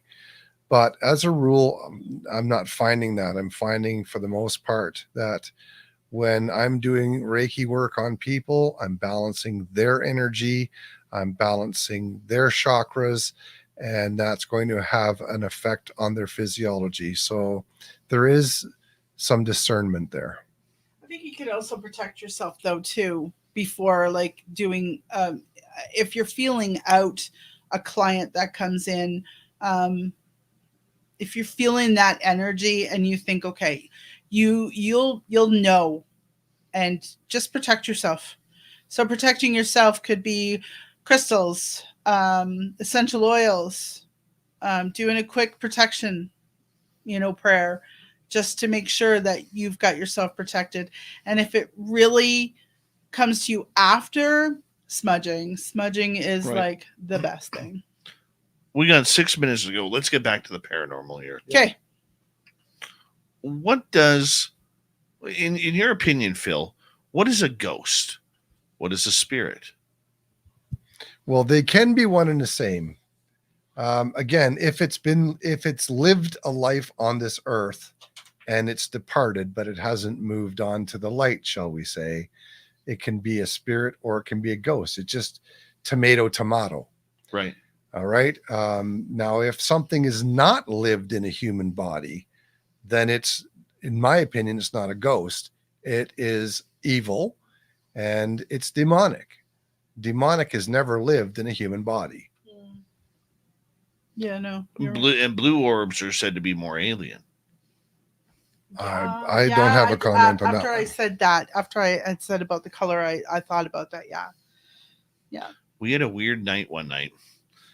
We first built this studio, I had my screens facing the wall here and the flag behind me. Mm-hmm. And you could see what looked to be a flashlight going across the bottom of the flag, like behind the flag. And at the break, I went out there to actually see if there was anybody there because I thought it was Mark coming by, bugging me, after work one night. I went out there, nothing. Next thing I know, get back in here. It's on this side of the flag now. And the people were actually seeing the orbs flying and like past my face on camera. I never saw them. Yeah. But it was weird. Yeah. Right. Yeah. Totally weird. Yeah, I'm actually going to research that a little bit more actually to find out. I'm quite intrigued now with the different color orbs. That's a good one. That was a good one. Oh, absolutely. 4 minutes to go here. We got a quick question from, two quick questions here. One from our attorney at large, Michael Morris. Mm-hmm. Is there a difference between a hex and a curse? Oh, that's a good question. No. If the intention of the said curse is negative, I don't think there's any difference at all. Again, I think it's just the wording being used. Yeah, no, I agree. I think it's an intention thing, Michael. It really is. It's again that tomato thing, right? Let's go to Pixie Lara. Mm-hmm. Phil, who heals the healer? Do you have someone to go to? I love that question. It comes up a lot. Yes, I have to seek out like-minded people and light workers, and then I get work done that way. Yeah, or you just come to my place. I'll take care of you. 3 minutes to go. We've had a good time tonight talking. It's been fun, hasn't it? Yes, Yep. it sure has. It's been a lot of fun. It has. What do you hope, Pauline, to solve with your paranormal investigation? Just to get out there and learn more. To me, it's always learning and always researching and helping those that are stuck. I really want to be able to move them on, move them with their families. And if they don't want to go, that's awesome. They can stay too. But learn things. I just want to keep learning. And the more that I'm getting comfortable with my own stuff, I want to be able to help people with loved ones that have passed. Love it. And how about for you, Phil? Well, again, I think for me, I'm science-based. Everything I do is science-based. I think for me, it's validation. And that validation is important because we, as I mentioned earlier in the program, we are a spiritual being having a human experience, not the other way around. I can see that. Now, going into 2024, you're going to be starting your own paranormal team up here. Why do that? What's the purpose of getting a team going? Again, there's lots of places that we're interested in, and we would like to go to some of these different places. We'd like to start a YouTube channel, and we'd like to get that going, and then we'll do our own little paranormal TV, as it were. Yep. Other people are doing it. It just makes sense. Yeah. But we want to speak the truth. Like, we don't want it to be Hollywood. We want to be out there and actually have that evidence for people to actually see. In other words, we're not going to have stuff scripted. It's going to be what There's is. no scripts. Yeah, I don't want any scripts for sure. I love it, and I think more paranormal teams are seeing that television is about evidence. It's not about how they caught the evidence. It's what can they show on camera. Right. Yeah. Right. And I think that's why a platform like YouTube has become so much more important and ingrained, because it's allowing paranormal teams to get out there and do their own thing and show their own evidence, rather than made up farts in the wind, like not finding Bigfoot. Right. Yeah. Right. Yeah. So I think ahead. too that, by having it on something like YouTube, people can pull it up whenever they want to. It's not primetime TV, and it's going to be 8:00 on Thursday night. It's going to be, hey, did you see this, or did you see that? Or maybe somebody might be from an area that we're going to investigate. And then when we do the investigation, they might say, hey, you nailed everything I found. Right. That just validates. Absolutely. Yeah. Phil and Pauline Burn, my good friends, thank you for coming on Spaced Out Radio. Thank for having us. What a- It was great. what a Thanks for blast. all those great questions too. What an absolute blast. Coming up next, Steve Stockton from Among the Missing. Robin McRae is here with the Cryptid Report. It's Dave 101 night. And the weird news of the week. Jam-packed hour 3 is next. Great job, guys. Looks like you're falling asleep there. Oh, you're okay? Oh, yeah. He's wide awake now. Oh, I charged this for you. Wide. Oh, wait. Oh, thank you. You're welcome. Thank you. It's warm in here. Yeah. Told you. It's nice though. I mean, it's a Yeah. comfortable warm. It's not Yeah. oppressive heat. If you guys want to stick around, you're more than welcome. Well, you know what? I have an early morning. It's 11. Yeah. We have a dog that's got to get out. Yeah, that's true. All right. I'm going to just see Phil and Pauline to the door. I will be right back, guys. Okay, this was on. I'll put that up there. So yeah, I think that was good. Yeah. I'm just going to go move that chair back. Okay. I just have to use the bathroom again. I don't know what's going on there. Probably the heat. It is the heat. Warm in here. Right. Yep.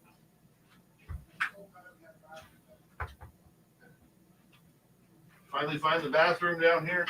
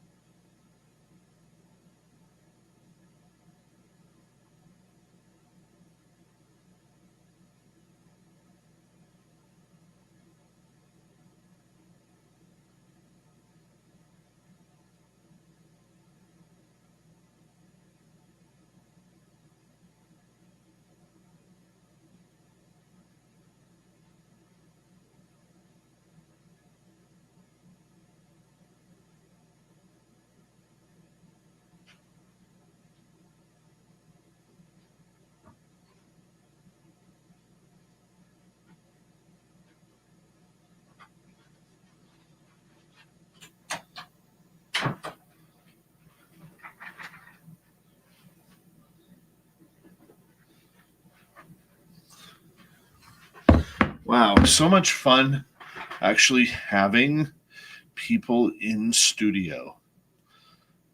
It was great. Robin McCrae's in the background. Love Robin Haynes.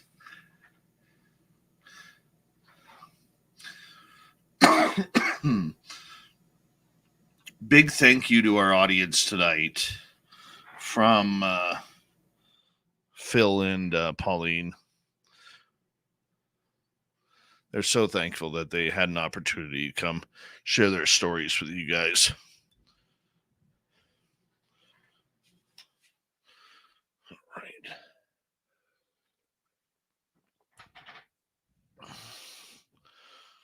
And thank you tonight to Sapphire, Shelly, Lightwalkers, and Jennifer for the super chats.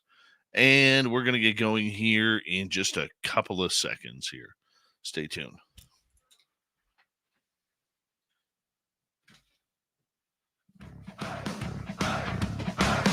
Would you like to connect with us? Head to spacedoutradio.com for all your latest show info. Now, back to Dave Scott and SOR. Here we go with the third and final hour of Spaced Out Radio tonight. My name is Dave Scott. Very much appreciate earning your listening ears wherever you are on this beautiful planet we call Earth. Hello to everyone listening in on our terrestrial affiliates around North America, digitally on Odyssey Radio, TalkStream Live, and KPNL. All of our archives are free by joining us at youtube.com/Spaced Out Radio. Do old Davey the favor, hit that subscribe button. The Desert Clam has set the password for tonight in the SOR Space Travelers Club. What do you got for us, Clam? Let's see here. Oh, Ectypography. Ectypography is your password. Use it wisely, Space Travelers, as the Clam sets the password each and every night right here on Spaced Out Radio. Our website, spacedoutradio.com. We have a plethora of features for you. Rock out to Bumblefoot, read the news wire, check out our swag as well. Follow us on Twitter at Spaced Out Radio, Instagram at Spaced Out Radio Show, and you can join us on Patreon in the SOR Space Travelers Club. It is that time of the night where we say hello to Steve Stockton from the YouTube channel Among the Missing for another spooky story. Hello, friends. Welcome to Among the Missing YouTube channel on Spaced Out Radio. I'm Steve Stockton, and I'm about to take you on an unbelievable journey of people just like you. Their stories and encounters will haunt us on Among the Missing.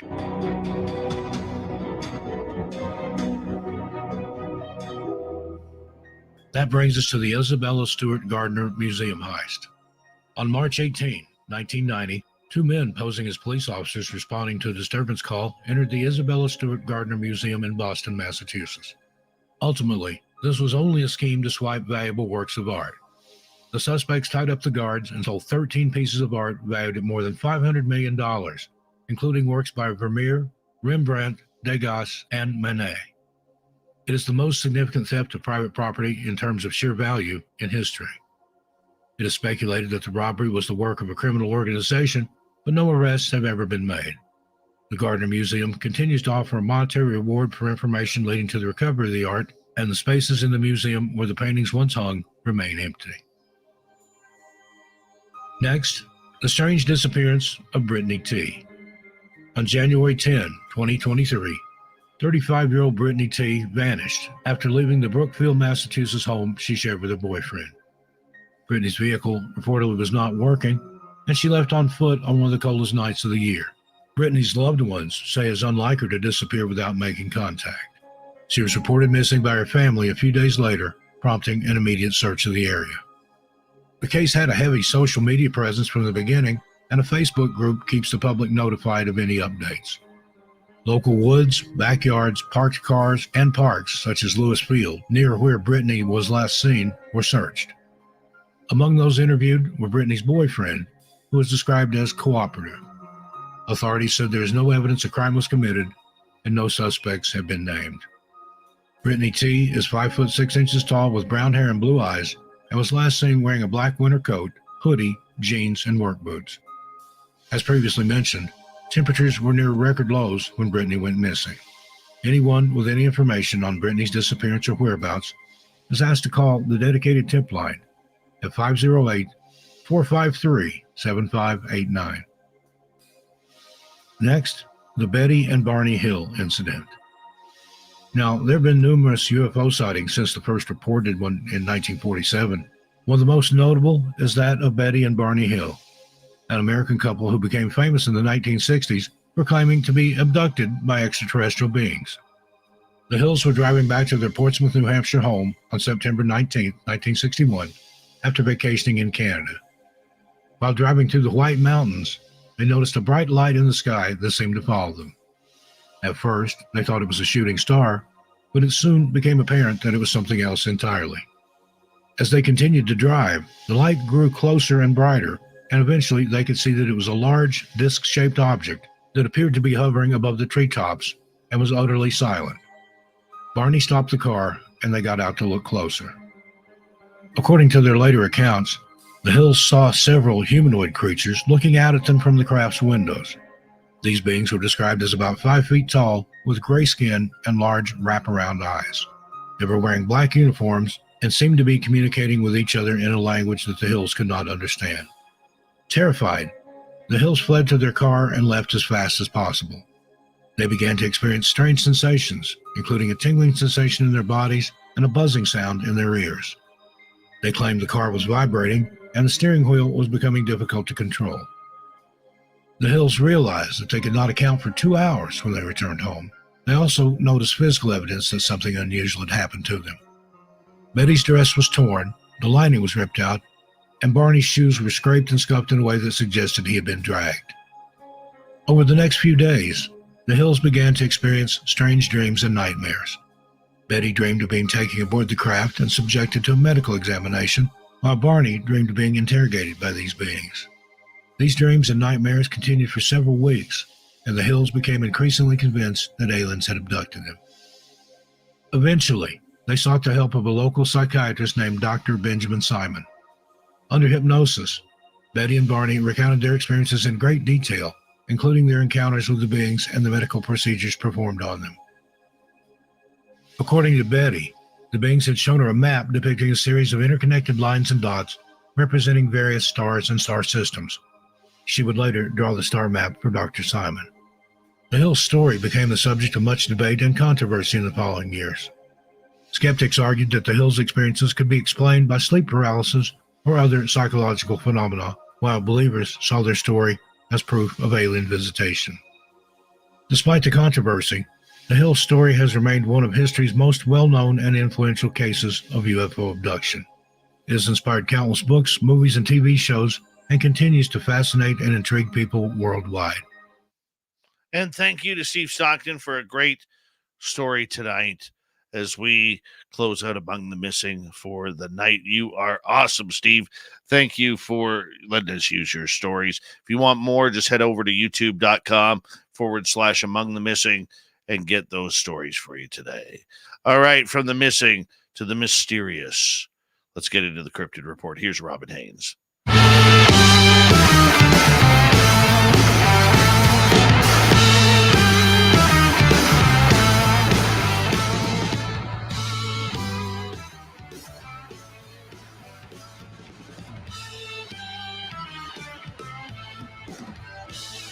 Hello, Robin Haynes. How are you?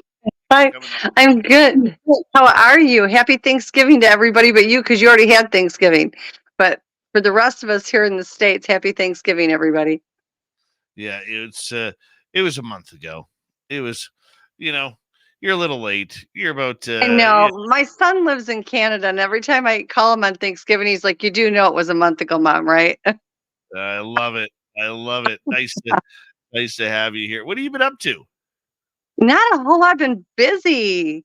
I've got the new website out now. So I've been busy getting a lot of calls on that, doing a lot of sessions with people. And then I have the cryptid people that I help anyway. So between all of that, and then last week, a very dear friend of mine invited me to his place for the week to get some R&R. So I went there. Of course, I didn't have enough Wi-Fi to do anything, but it was nice to get away and take a break, except we dealt with the cryptids there too, and which was fun. So yeah, I stay pretty busy. I work with a lot of people all over the globe, so it's definitely busy time. Wow. Wow. I mean, but the cryptid world never really stops. And we're getting to that time of No, year where winter is setting in. And, I'm curious, now that winter is coming, what happens to the Sasquatch? What are they up to? they're doing their thing. Everybody seems to think that there's the myth of they hibernate. They absolutely don't hibernate at all. They also do not, take off to different places. They don't migrate. They'll follow the food source. They'll send some of the warriors to go chase after the food source and bring it back to them. But I have had as many sightings in the winter as I have in the summer and during the day. They're loud and proud here. They haven't quieted down at all. In fact, they're more active now because the heat's not so bad. But it's like the other night I went outside to let the dogs out, and it was like 11:30, 12 o'clock, and there was one just on the outside of the fence, and the dog ran right up to another one that did a belly crawl across my backyard.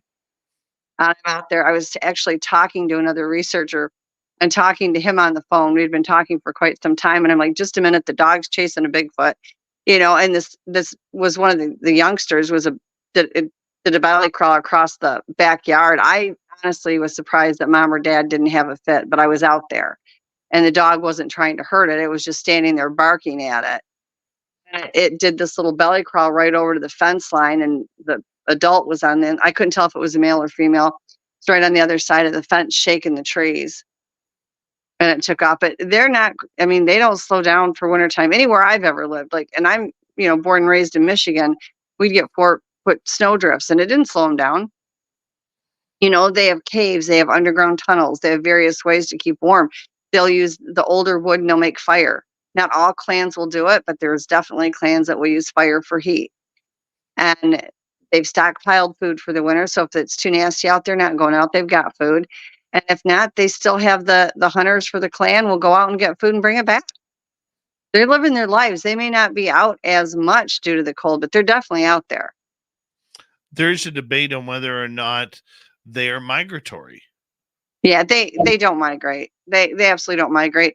The only thing that's different is with them is like what we do. Like we have some people that are retired or whatever, and they don't want to be stuck in the snow, so they'll go down to Florida for the winter months, so they're not in the snow. There are some that will occasionally do that. Now I have a female out of my one main clan in Michigan, and she was born and raised in Florida. So when she moved into the Michigan area to be with her mate, she was not happy at all. Like she did not like the cold. And so she would go about once or twice a year, and she'd go down and stay with her mom in Florida, and she'd go down there for a while and then come back. But they don't migrate. They really and truly do not migrate. They may go follow the food sources, send the hunters, to follow the food source, or there may be a few that are just like, this is too cold for me. But that's not any different than what we do. I mean, if we're retired and we decide we don't like the weather for that type of year or whatever, then we go. I have friends that have lived down in Texas, and wintertime or summertime in Texas, they came up to Michigan because it was too hot in Texas. They're not migrating. They simply were in a position in their life where they could afford to go back and forth. But as far as migrating, they're not any more animal than we are. They don't migrate. They don't, eh? Okay, so when they stay in their own area, what are they staying for? Is it because they're used to that area? I mean, It's their home. But you just mentioned, the one moved from, Florida to Michigan. How does that even happen? How do they even know where Michigan is? Well, I mean, they don't look at a map by any means. Their ideas of maps are a whole lot different than ours. She was originally from Florida. They go through portals. I mean, not that they can't walk great distances, they can, but they go through portals. Anybody that's really deeply involved in this research field finally gets to that level where you have to accept things that, don't really feel comfortable to you, and that's one of them. She only went back because she hated the cold, didn't want to live in the cold, but that's where her mate was at. And he was part of the clan that I work with and have for years. And so she would go down. Her mom was in Florida, and she'd go down there when it got too bitter cold. She'd go down there and stay a couple months and come back. And, she would go down through the portal system. That's what they do. That's how they get all over the place. I mean, I've got some from Texas that stay out by a friend of mine's house, and they'll pop over here, and I'll get hold of her, and I'm like, okay, such and such was just here. I know, because he likes to smell a skunk all over his body, and he would mind speak, and then he goes back. I mean, it's a really weird topic, and it's scary because a lot of people don't believe in it. But there's also, for every one person that doesn't believe in it, there's 10 more that have physically seen them going in and out of these portals and have experienced this stuff. So, I guess you base your opinion on what you've witnessed and what you've experienced and learned along the way. But they will do it, but they don't migrate. She does it because it's more comfortable for her. Now, she's gotten better about staying in winter, in Michigan over the years, because she's gotten used to it. But she used to in the beginning, when she first started coming down, she would do the portal thing. She'd go back down to her mom's. It was just too cold. And that particular clan, they did use fire, and that did help, Right. but they'll get the older pieces of wood so you don't have a lot of smoke to it. But again, it depends on the clan and whether or not that clan, the leader, allows it. Right. So they do have clan leaders. Yeah, absolutely. They have hierarchies through the whole thing. They have the warriors, they have the hunters, they have, who's going to watch the children. They have, the medicine people that, the healers. They have the leader of the clan that, overall resides over everybody. They have their own hierarchy there. Everybody knows their place. Everybody knows what they're supposed to do. Okay. How many are in a clan? That, again, that depends on the clan. I've had some that had 12 to 13 in it, and I've had another clan that I was around that had up to 60. And the only reason I knew there was that many was because there was so many at that point in time that were coming in and out of my yard. I had a journal, and I would write down a description and what they look like, and I would write their name, because where I lived at that time, which I don't now, but I did, my property, it was only 10 acres, and it was, most of it was wooded, and you couldn't really see into the property. These things walked around uncloaked 90% of the time. Didn't matter what time, day or night. Could they cloak? Absolutely, yes. Shadow walked up within 10 feet and it was standing there, and I was looking at him. When my son came up and he got scared, I hollered to my son, and so he cloaked in front of me, and I watched him do it. And I've had them do that to me before. I've had them where they're walking right next to me in the snow, and I'm watching footprints being made right next to me, and you can see nothing except these footprints being made. And then they would stop and they would uncloak, and for a few seconds or whatever, and I would see them in full physical form. Then they would cloak again. We had one out here that was chasing a deer across the road, and I saw the deer come running across the road, and I'm like, what is this deer? I mean, it was just hauling butt. Pretty soon I just see this Bigfoot that comes off the side of the road, uncloaks as he lands in the middle of the road, turns, looks at me in my headlights, and then jump to the outside of the road after the deer, and he recloaked midair. So where I was at that time, 90% of the time, they were not cloaked. They just walked around freely. I mean, they knew they were safe there. Everything was fine.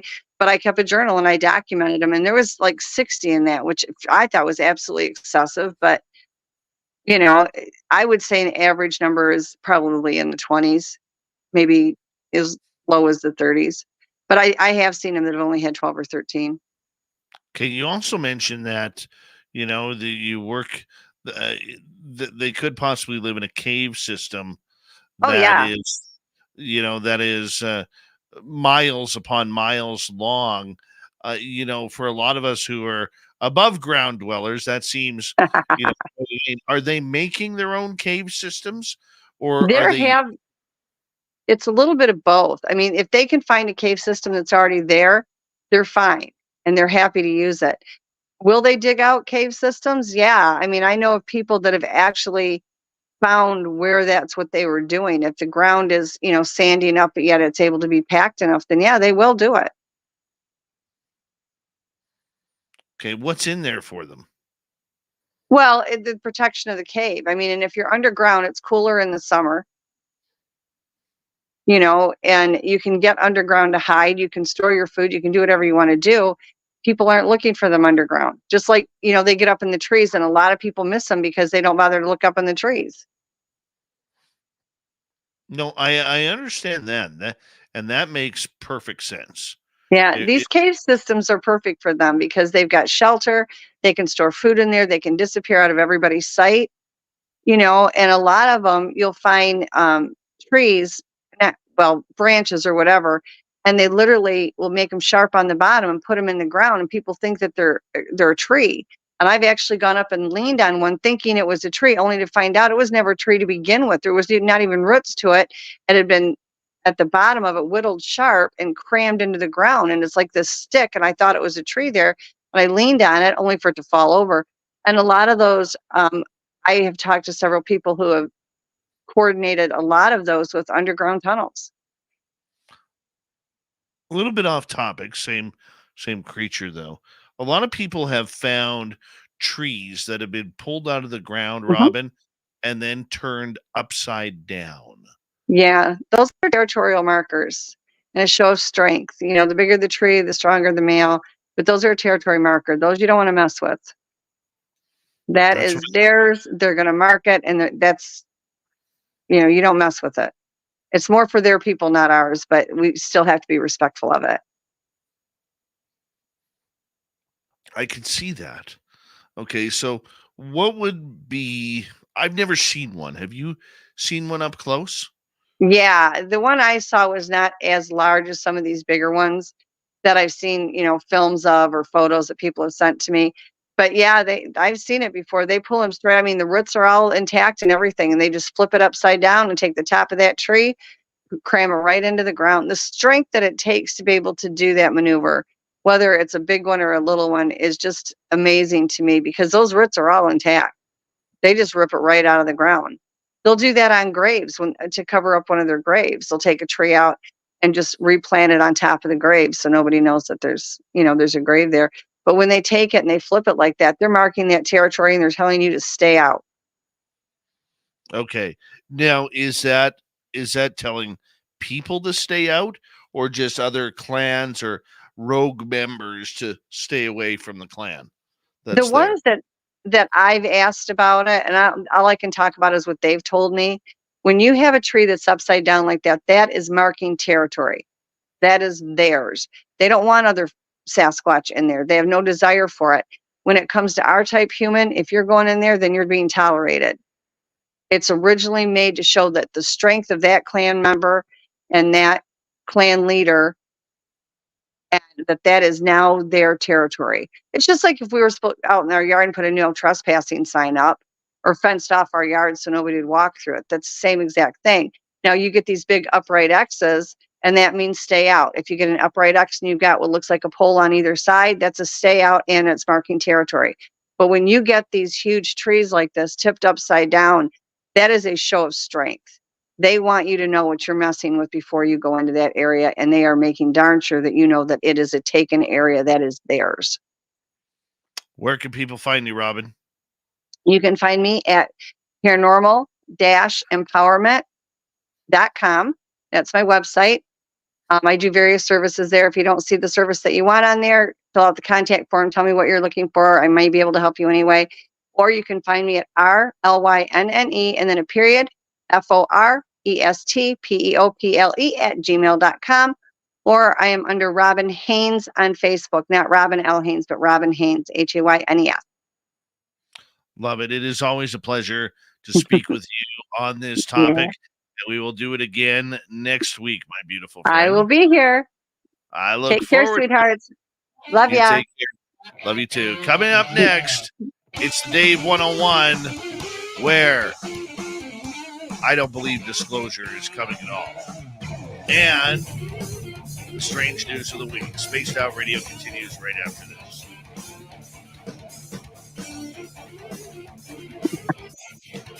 Okay. See you later, sweetie. Bye. Bye, Robin.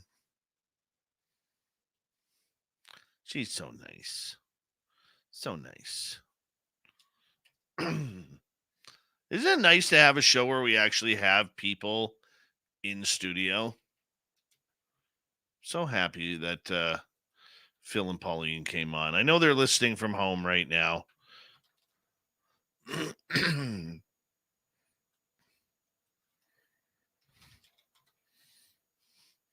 Philbert and Pauline, we love you around here. We've got the studio window open now because Phil was just so damn hot.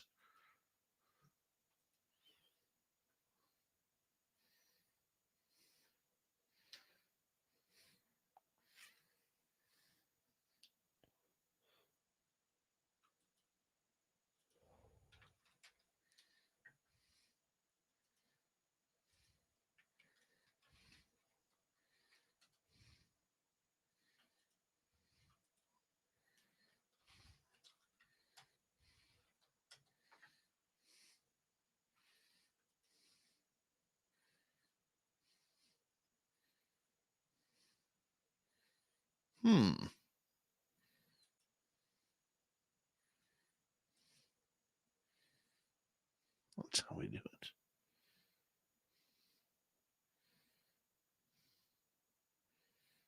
Thanks, Monica.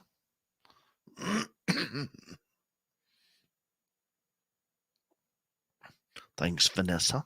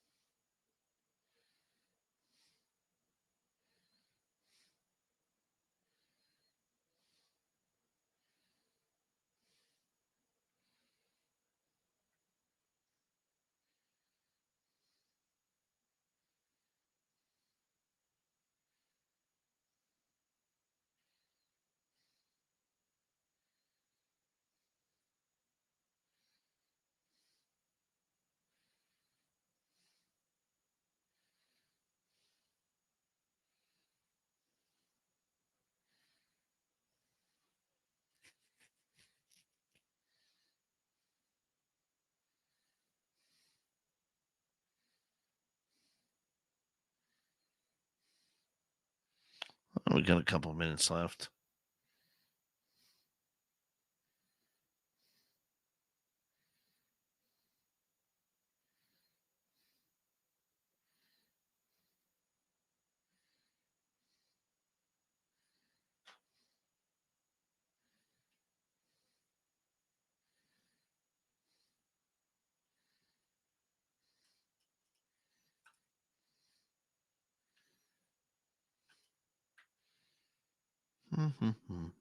Witchy, how you doing?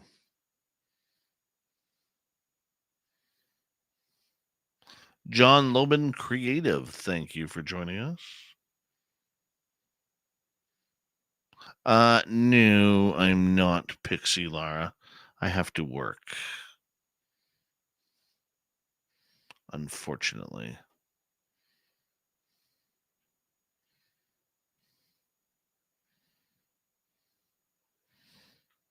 I know it's boring without Phil here.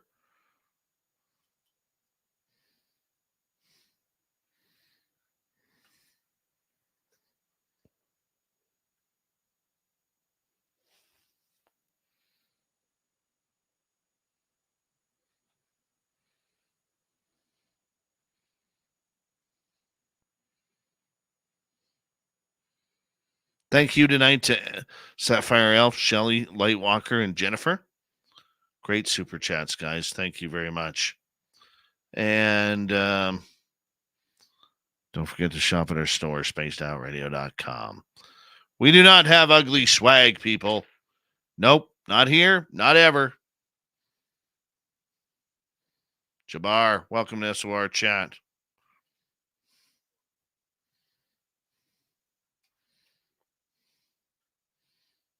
Here we go, everybody.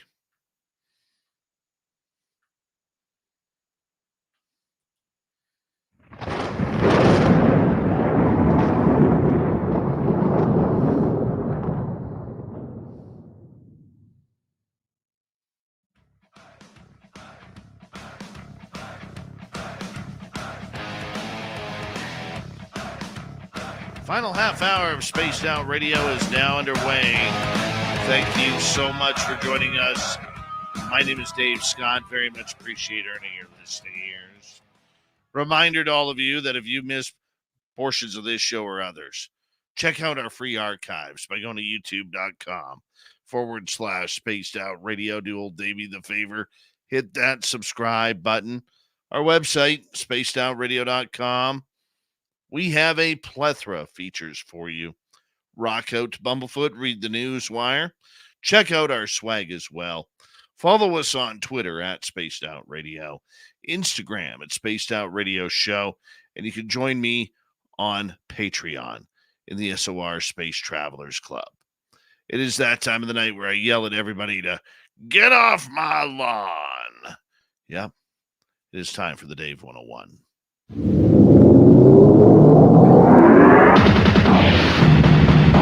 It's time for Dave 101.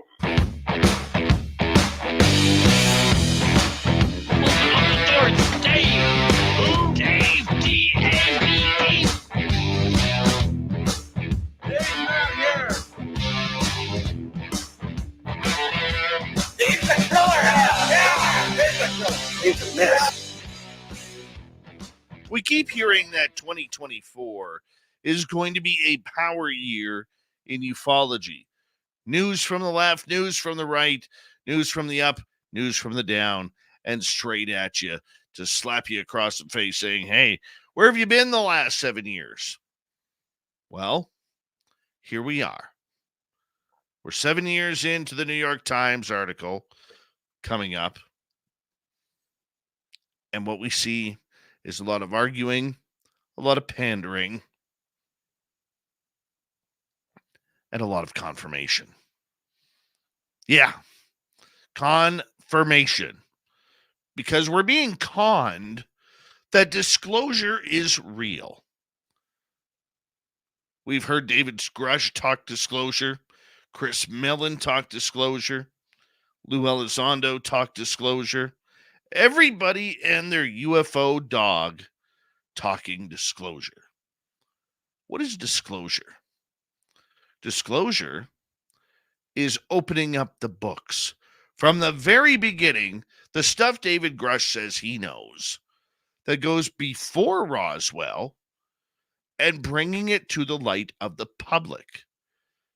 Yes, we've heard the word transparency so many times over the last number of months that the only thing transparent is that the fact that government officials like Tim Burchett don't know how to be transparent. No, they want the information for themselves. Ufology is becoming a power source of information on who has top secret clearance and who hasn't. And yet somewhere at the top, I tend to feel there is a small group of people, probably all men, hanging out, laughing at their cigar parties, saying, look at these idiots. Look at these people who actually believe we're going to tell them about aliens and we're going to tell them about us not being alone in the universe. No, we're going to keep that free energy. We're going to keep that technology for ourselves. Because by God, this is the military-industrial complex. And with the military-industrial complex, you don't mess with us. Right now, any sort of disclosure, as minimal as it is, hangs on the Schumer Amendment, which basically says To put it in layman's terms, we got aliens. And we got their craft. And we're going to tell you about it. But there are Republican heroes out there, from Mike Rogers to Mike Turner, Mitch McConnell to Speaker Johnson, who are trying to squash the Schumer Amendment, which talks about UFO and non-human intelligence transparency. You see, they don't want it. They don't want the hassles of talking about it.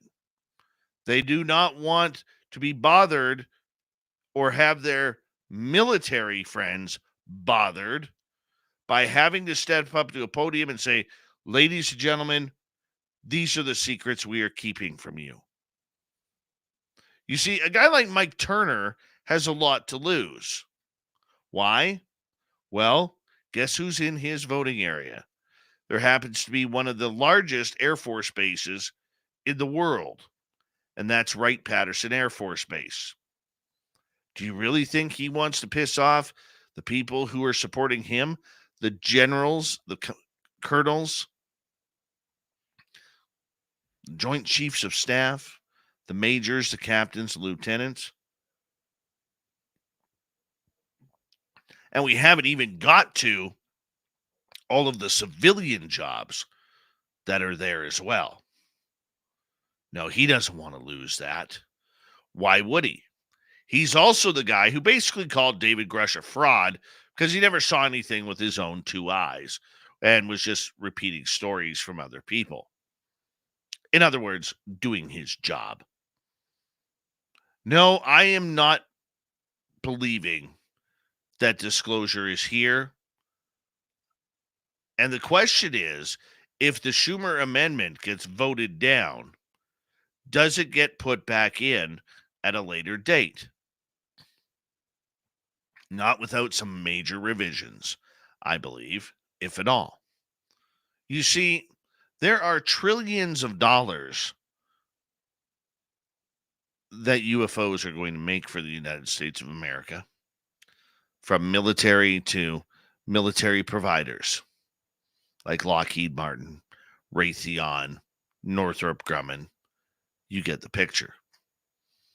Trillions of dollars are going to go into other groups to try and make the world a safer place, especially from them aliens. Every time I see something blocked like this, the red flags start to throw quicker than an NFL playoff game. Why? Because that tells me that we need to look between the lines and read what they are hiding. In this case, I would say they are hiding a number of things. They are hiding technological advancements, maybe even free 0-point energy. They are hiding the fact that they are in control of UFOs, not from here. And they are even in control of some of the bodies. Now, look, I realize that all aliens are not good. But if we don't recognize that the narrative is fully under control by the U.S. government, we're not going to get what we want, which is truth, which is transparency and total disclosure of the event. No, I think, without sounding too pessimistic, that there's a lot of antiquities at the Pentagon that need to go away, retire, quit, maybe even die before this story gets out further. Now, we do know that there are problems with disclosure. There are concerns. A concern about the economy, a concern about how people are going to react. How is it going to affect modern day religion? You get the picture. We don't need people who are paranoid running through the streets of your hometown, firing machine guns because there's nothing left to lose. The aliens are here. Their ships are invisible above the town. And dang burn it, we're going to shoot it down. Even though there's nothing there. Because a lot of people who fire guns into the air tend to forget the bullets come back down. Right? But for you, for me, for those of us who are experiencers in close encounters with these craft and entities, we know one thing is clear. We're never going to get our say. We're never going to get what we want, which is answers to why us. Why are we the lovely chosen ones who have been asked to represent aliens being real, all because they decided to show us their craft, show us their lights, or pull us out of their bedrooms to do some work on us? No, disclosure is a far, far away term, farther away than Never Never Land. I just thought of that and I thought it sounded cool. We're nowhere close. Don't let the so-called UFO experts on Twitter or on Facebook show you anything different. There are too many people out there who do not want this subject moving forward. And unfortunately, it is people of power. Now, I do believe that there is some sort of invisible college that is calling the shots. I was once tipped off to this about 3 years ago. Heard it was a board of 4 members who used to sit around, drink expensive scotch, smoke expensive Cuban cigars, even though they're illegal in the United States, and control the UFO narrative. As David Grush stated in his speech to Joe Rogan, talking to a multi-starred general who said, if they were there, I would know about it. No, this is so compartmentalized that, General, you're not on a need to know. So therefore, you don't know. And that's where we have to keep it at. UFOs are going to be big bucks to the American taxpayer, probably to the trillions, eventually. But for now, with an election next year, with a number of hot spots around the world that the U.S. may have to go clean up, the last thing that anybody wants in D.C. is to be worrying about little gray-eyed dudes running around, flying their ships, and crashing them. Now, I don't believe that many people in this field actually know who is working on it, because NDAs prevent things like that. We also know that the government isn't keen on moving things forward. And I will state again something I stated a long time ago on this show. I think there are many out there believing that the next 20, 30 years might be more interesting for disclosure, because half of these old coots that are running the country will be dead and gone by then. At least we hope. Unless it's old Kissinger, who seems to have the miracle of life to live forever. What is he now? 302?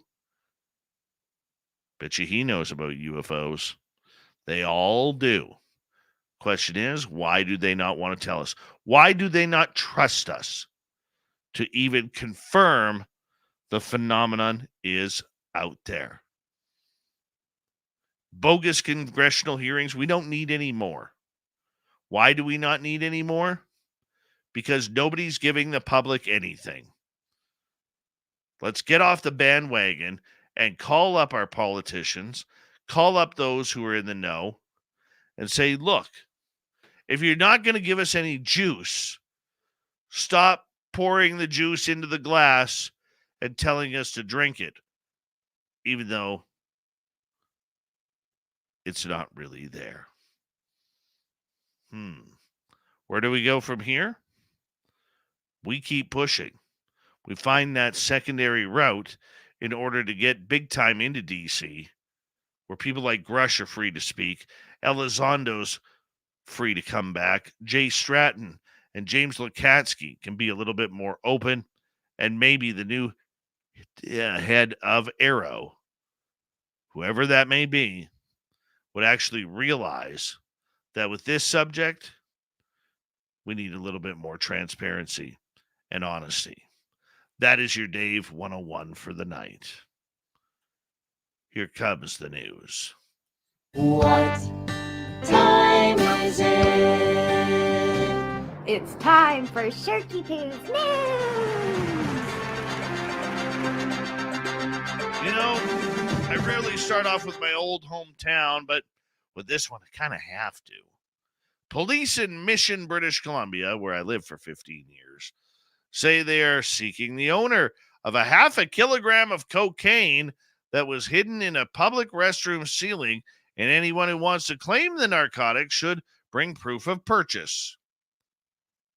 Yeah, RCMP Corporal Harrison Moore says the officers will be happy to set up an interview at the owner's convenience. Moore says in a news release that a maintenance worker, found the drugs when they opened up a ceiling pad on Thursday. He said the drugs were divided into multiple packages, and it's believed they were hidden for a drug dealer to pick up. Moore said that whoever hid the drugs hadn't been identified, but jail cell number 3 is waiting for anyone who wants to claim it.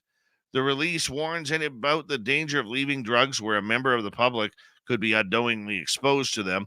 If the drugs are yours and you want to report them lost or stolen, please call Mission RCMP. Good job, boys. Good job. Move over, Tiffany Gomez. Why? There's a new crazy plane lady. Didn't take long for this Karen to strike now, did it? And now she's all over social media. Viral video followers recall Gomez's epic freakout when she declared a fellow passenger was not real while traveling on an Orlando-bound American Airlines flight in July.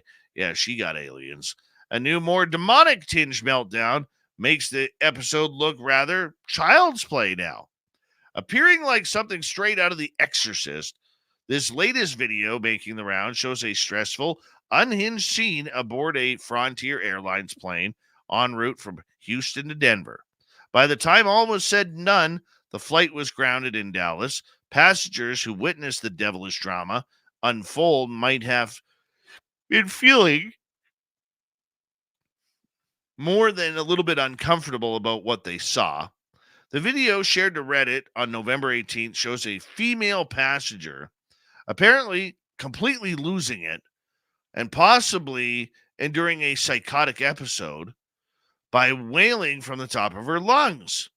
As passengers tried to figure out what to do and what on earth was going on, the woman is seen crying and arguing with in-flight crew members and passengers while trying to get back to her seat. She even climbs over the seats at one point, crawling through the cabin while sobbing and screaming. Meanwhile, another woman pipes up and tells the other passengers that they're witnessing a demonic possession. That's not her she possessed. She needs your help. This woman says that before telling everyone on board they need a relationship with Jesus to stave off such a takeover of the soul. Police on the ground in Dallas were having none of it, though, immediately boarding the plane to remove the disturbed woman. There were no reports of physical injuries. Well, that's good. Look, Florida man does some really gross things, okay? I don't make the news. I just read it. And this is about the wrong kind of physical evidence. I don't even know why this one was brought up to me. But hot damn, Florida man, you did yourself good, kid. Physical evidence has paved the way for Florida man to be arrested after allegedly defecating. Now, hear this out. Defecating on a dead possum in rush hour traffic, according to police. How high do you have to be to take a poop on a dead raccoon or possum? The 45-year-old man was nabbed near Clearwater by police after he was seen taking care of business in the Belcher Road Willow Tree Trail intersection before transferring the excrement onto the possum. The alleged incident happened in full view of motoring public, says the reports. The death was observed. I'm trying to hold in my laughter here. Yep. The person was observed defecating on the deceased possum with his pants lowered and his butt exposed, according to an affidavit. Police officer from the Clearwater PD reportedly saw the entire stinky episode unfold too. When questioned, Rudy Wilcox, the man who made the bad decision, denied the accusations and said the officer who witnessed him apparently doesn't see straight. Yeah, police were not buying that at all. And finally tonight, well, let's go back onto the airplanes. If you thought you were having a bad day, think again. Unless you were on what's with Frontier Airlines here? Demons? And now a lady deciding to say, sorry, people, I got a whiz, and decided to bend down and pee on the aisle. Yeah, she's arrested and in jail too. Frontier, clean up your act. Who does that? We got Mr. Ron Bumblefoot Thal rocking in the background with Little Brother is Watching. Bumblefoot is the official music of Spaced Out Radio, rocking us in and out of every single show. Get your horns up for the guitar god himself. Special thanks to everybody listening in at work, at home, in your cars, wherever you may be. Thank you to everyone in our chat rooms tonight. YouTube, Twitch, Elgato, Facebook, Spreaker, LinkedIn, the Space Travelers Club, and on Twitter at hashtag Spaced Out Radio. I know you're out there somewhere. Remember, this show is copyright by Spaced Out Radio and SOR Media Ventures Limited. Thank you so much for choosing to share your evening with us, because together, my friends, we're watching. We own the night. Mr. Bumblefoot, we need a favor. We need you to take us home.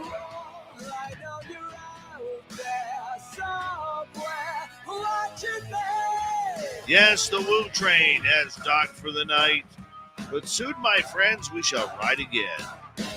Your seats are always available. Your tickets never expire. And if you want to bring a friend, we've got room for them too. Good night.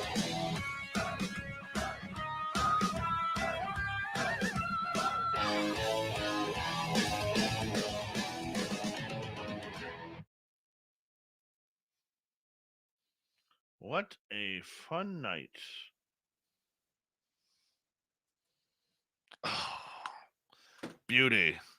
OnlyFans? I don't have an OnlyFans page. What the hell am I going to put on? You know what? That's not true. Hold on. I actually signed up before I actually knew what OnlyFans was all about. I actually signed for a Spaced Out Radio account there, thinking that we could maybe broadcast on there too. But when I saw what it was about, no, don't think it's going to work. Not going to work. Never in a million years. Never in a million years. We could write a song like that. Never in a million years.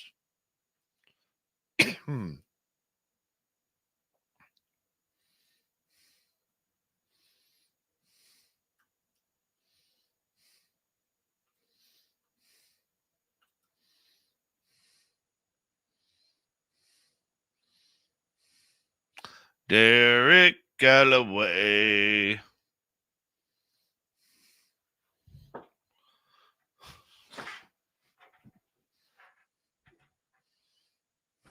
Well, I could, you know what? I actually do have nice feet. I just got to get a pedicure.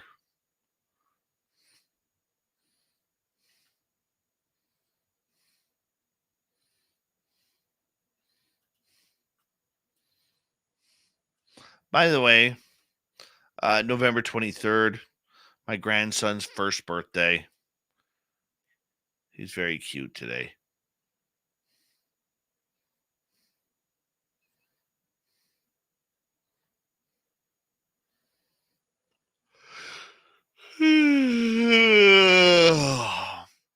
Who's on tomorrow night? Cheryl Costa tomorrow night. Talking some aliens.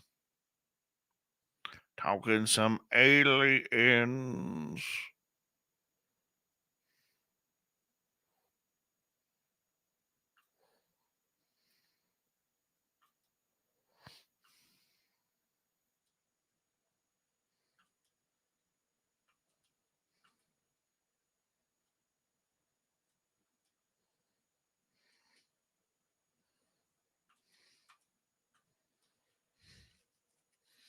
Do do do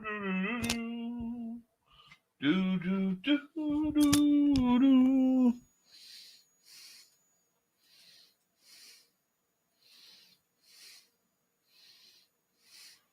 All right.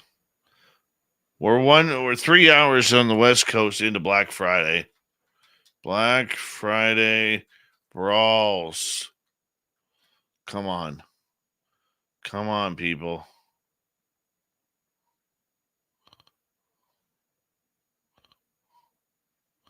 Latest.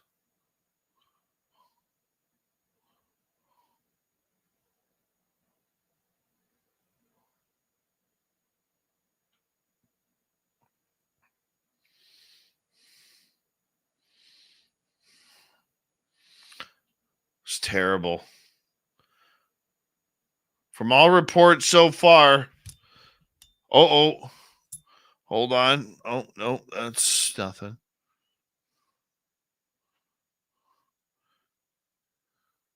Oh, that's not new. It's old school US.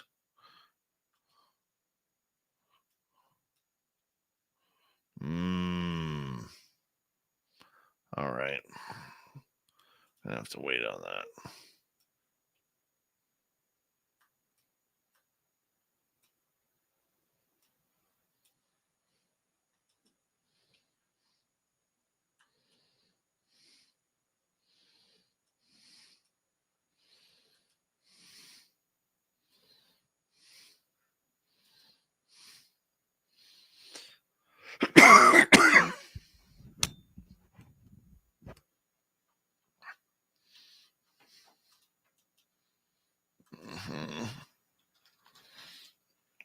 I'm tired. And I get to edit now. All right, let's edit.